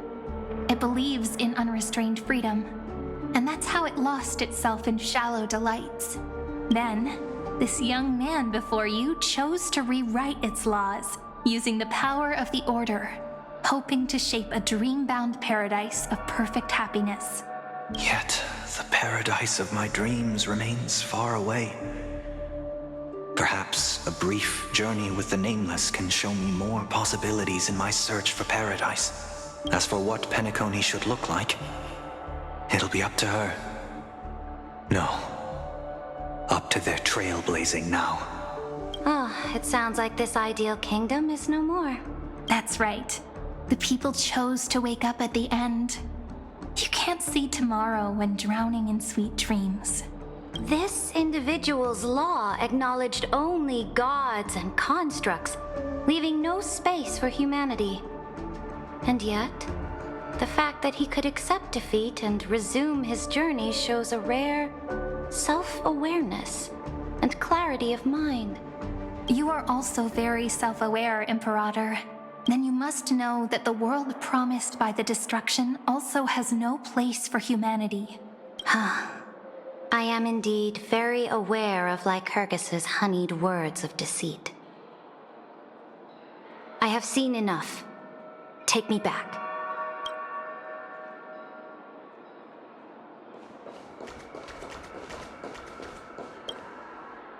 Then let's wrap up this trip down memory lane with one last scene. This absolute wonder. Isn't it pretty? That's our Amphorius. Our world flows and meanders in this endless band of light. Though we were born from the designs of the gods and are not yet truly alive, the Chrysos heirs of Amphorius still chose to stand against fate and carved a legend no different from that of humankind. Will you really renounce the heroes in this world's previous 30 million cycles, Imperator? Including even yourself. Will you bow to brutal destiny and allow that puppet master named the destruction to have their wish? I know what you want to do, sidekick. You want to use that deliverer's memories to influence me and tilt the scales of law toward him and the two geniuses. You really saw right through me, Imperator. How can one rule an empire if one is incapable of understanding people's minds? I have decided on Law's final destination. However, before I move my next chess piece, before we go on, tell me this, sidekick. Throughout his Trailblaze, was there ever a memory of the ocean?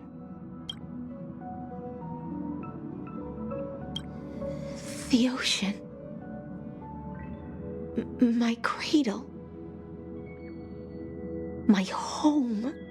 You shall complete your conquest in the ocean at the boundaries of this world, and eternally slumber in the sound of tides. You shall eternally slumber in the sound of tides, and complete your conquest in the ocean at the boundaries of this world. Our prophecies aligned as flawlessly as a sea snake circling upon itself. An elegant loop, like a joyful hymn, like the circulating ocean current, like our two fates, like Amphorius itself.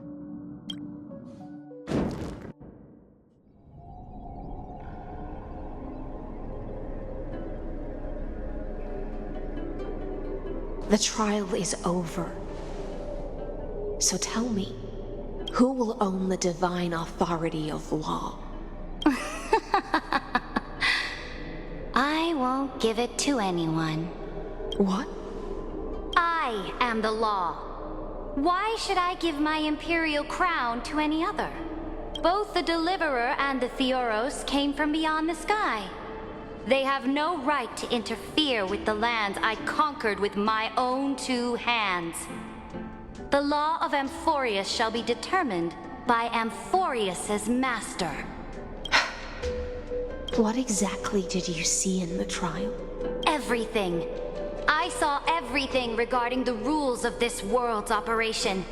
I saw the laws of extrapolation that Theoros spoke of.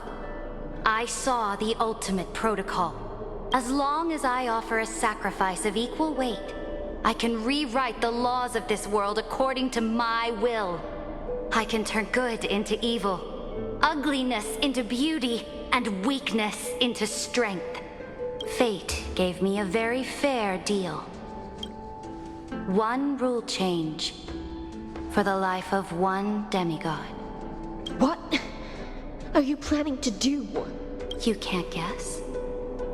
We can conquer the stars without relying on any power from beyond the sky.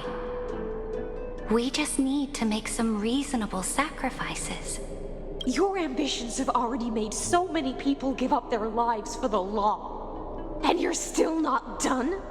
I am determined for Amphorius to stand on her own 2 feet among the stars. You are beyond reason. You think such a simple and hypocritical statement can justify your atrocities? There's no new without destroying the old. That's what you consider an atrocity? Ironic, for that is also the unchanging law of Amphorius's revolutions. Ever since the Flame Chase prophecy resounded in the distance, fate has decreed for the Chrysos heirs to ignite our blood and illuminate this dark age. People would still be puppets of the old dynasty if it weren't for my conquests. But your world doesn't seem to be any different from your predecessors. Bloodshed, tyranny, oppression. You're making the same mistakes they did. Go and see everything for yourself. Go to any library I've built. Go listen to the rumors on every street corner. Go and witness how the Imperator crushed the old laws and forged new ones. Go and see what my conquests brought to this world. I cleansed the Chrysos War's filth and mended all the conflicts left by the Era Bellica. I restored Akima's might and allowed mortals and Chrysos heirs to face each other as equals in the Council. I punished all sins and rewarded all achievements. I smashed Talantin's shackles, united humankind to save themselves, and started the Flame Chase era. That's what the Imperator has done in her glorious life. So now, hearken to my final words. History will eventually forget Saridra, but it will never forget the Imperator's people or the Flame Chase era she began. Final words?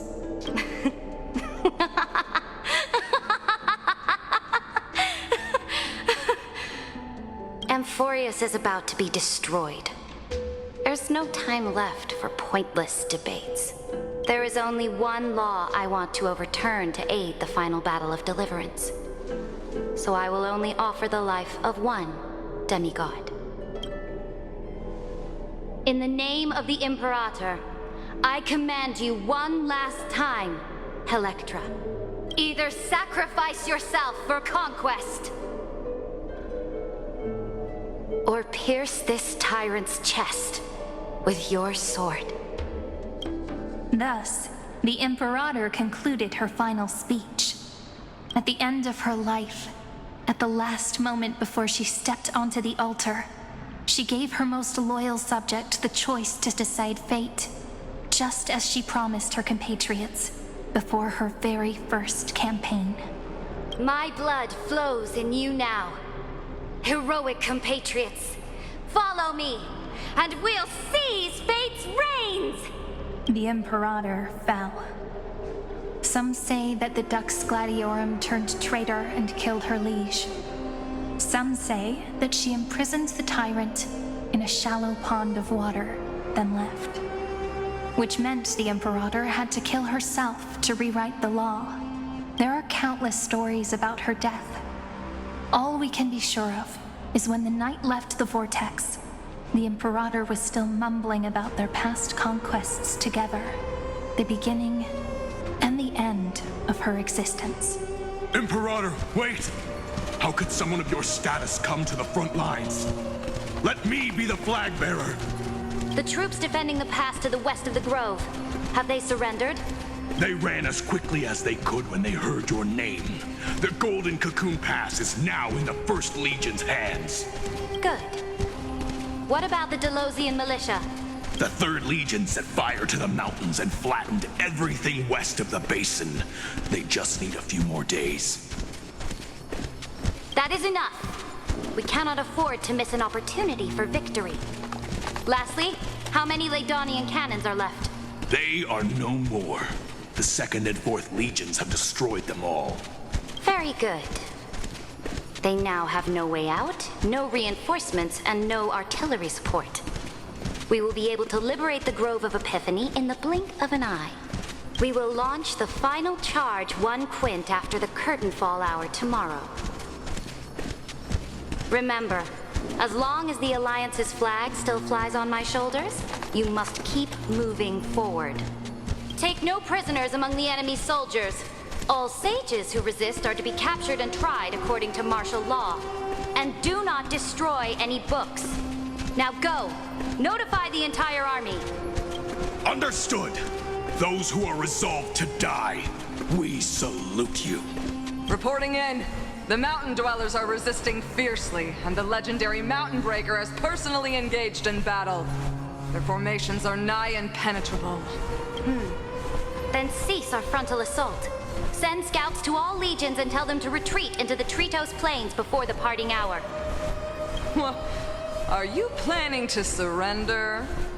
It's a strategic change of plans. The seismic walking dragon is enough for that battlefield. Walking dragon? You mean that stupid beast, Terravox? What can they even do? Stupid? No. They are the wisest of all of Giorio's creations. Only they can perceive the currents of time. Let them deal with their earthly brethren. We will advance and take the lead in defeating what remains of our enemy. I will deliver the most fiery retribution for the humiliation they dealt us, and crown myself with a god-slaying wreath. Understood. I'll see to it. Those who are resolved to die, we salute you. The Temple of the Three Fates sent a letter, Imperator. They refused to surrender and said this letter is their last warning to us. Tell the commanding officers not to launch any attacks unless they receive the Imperator's handwritten approval. Disobedience will be punished by death. What are you doing? The priests of the Three Fates aren't soldiers, but politicians. Do not mistakenly believe they don't have a plan. These dying pests will wring out every idea from their brains, all for short-sighted gain. They are much shrewder than we are. I am inferior to them in that regard. They also have the prophecy to wield as a weapon, something I am not blessed with.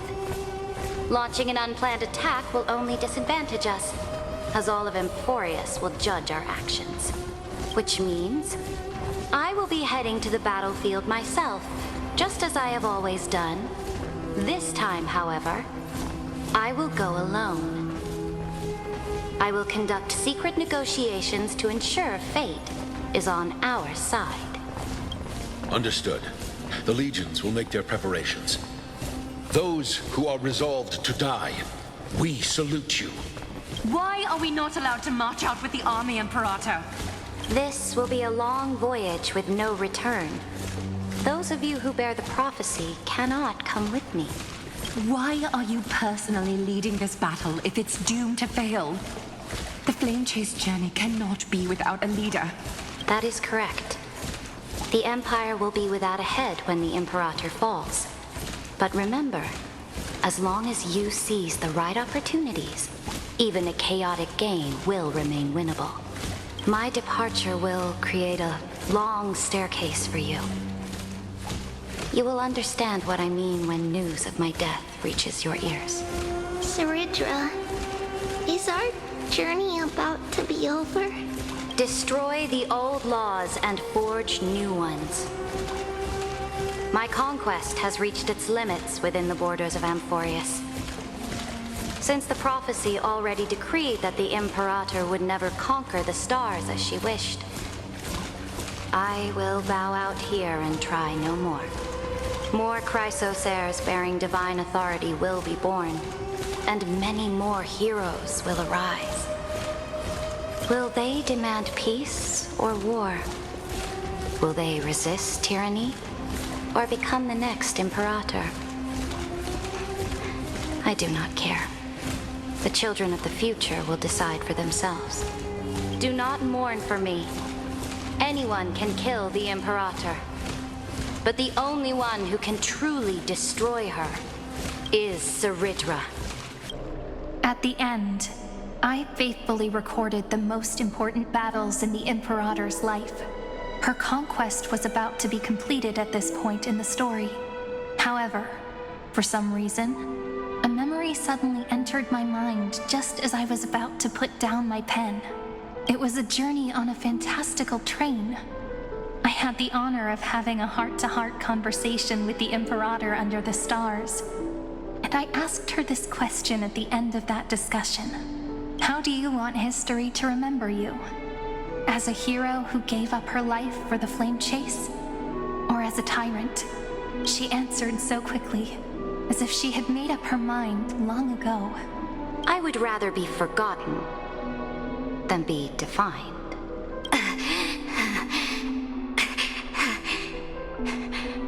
Because the law can be neither eternal nor unchallenged.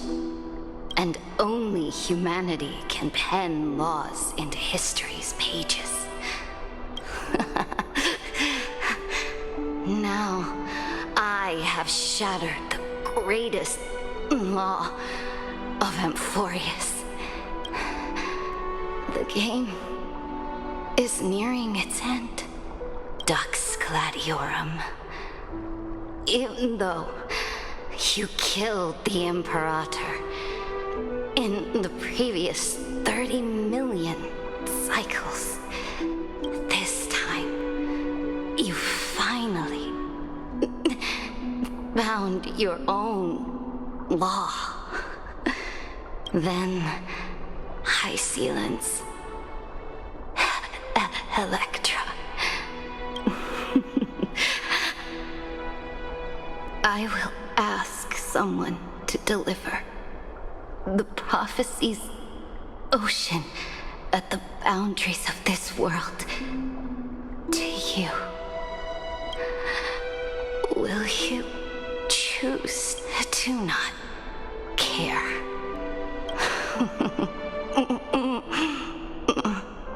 The Imperator muttered about her conquests, and news of her death spread in the city. Freedom! Liberty! The tyrant is dead! Go! Shout this news in the streets! My people! My fellow elders! Do not panic. Stand your ground. That usurper has paid for her ambition with her life. People once cheered for my ascension. And now they cheer for my fall. No matter. I am fond of applause.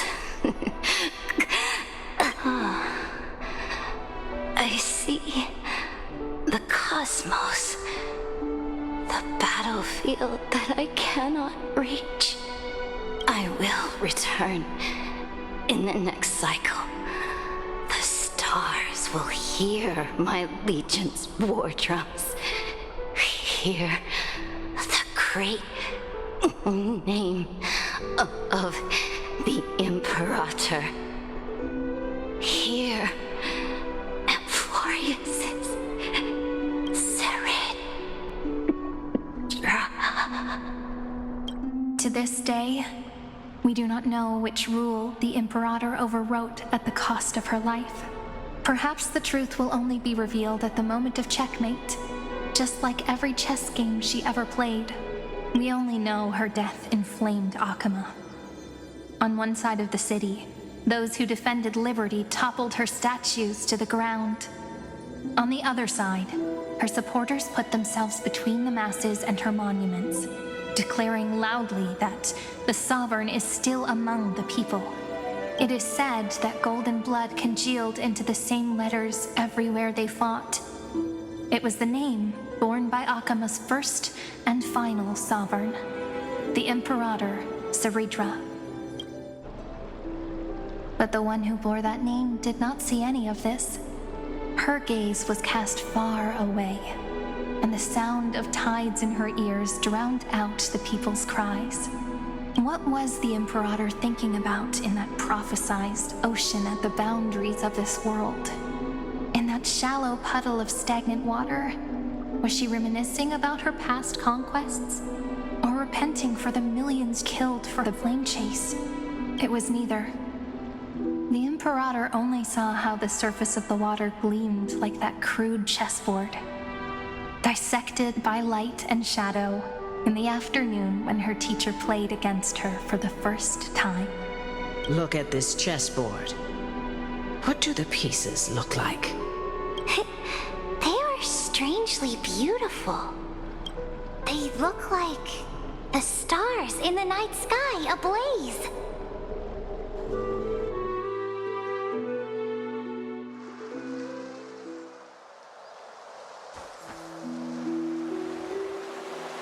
From that page emerged an ocean so vast, so pure, not a single trace of corruption. Is this Saturate? Electra, my subject. Ever since you walked out of the tainted ocean and pledged yourself to me, I have seen the abyss in your eyes and the emptiness in your heart. That was why I promised you a new ocean, where the Imperator's ambitions would serve as the currents, and loyalty would be its light. Electra, my subject. You have done your duty as my blade. The prophecy has now made its final decree on the road I intend to walk. My conquest is doomed to never reach the stars. But the Imperator never makes empty promises. So take this memory, this ocean, beyond the sky, as witnessed by the Deliverer. This is the final gift that the Imperator can leave for her subject.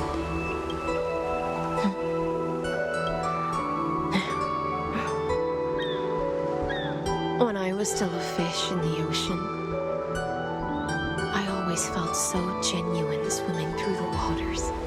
But once I stepped onto land, I found myself caught in a play. Every land dweller wore a mask in their life.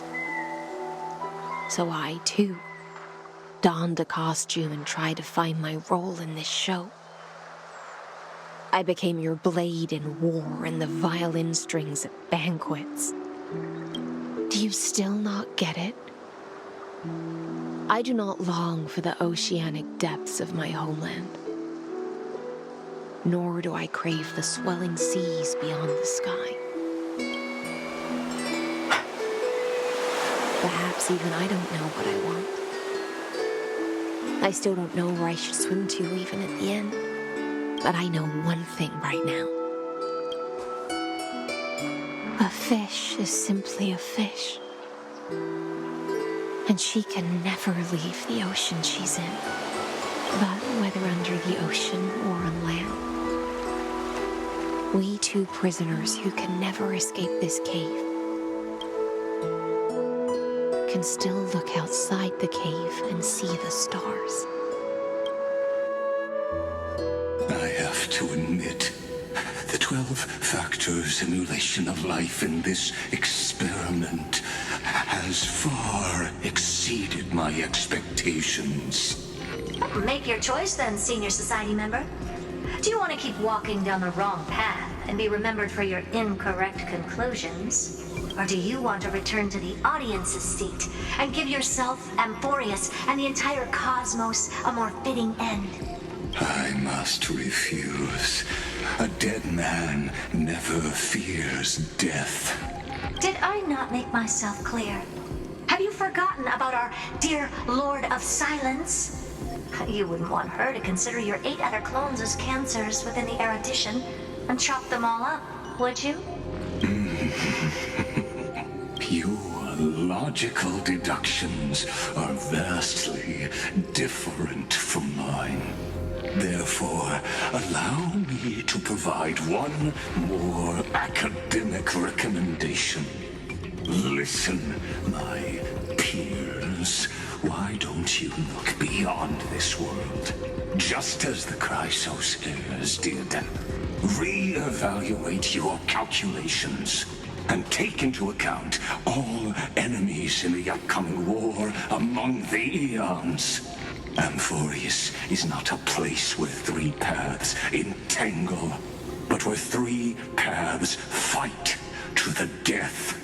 You used Memoria to resist me, but did you not consider the possibility that the Remembrance and their children might have taken this opportunity to join the fray as well?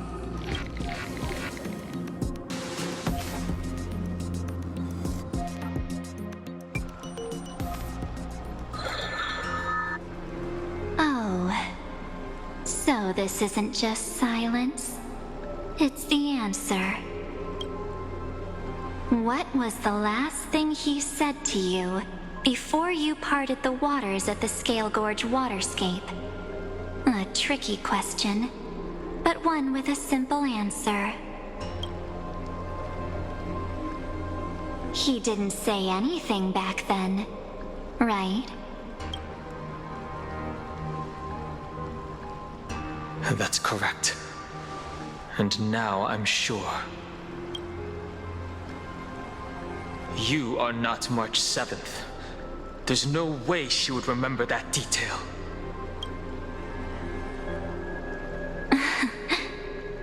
I'll only warn you once. Leave her body now. How impulsive. That's not like you at all. Why don't you calm down and think about another possibility? I didn't take over March 7th's body. Rather, it's March 7th who regained my memories.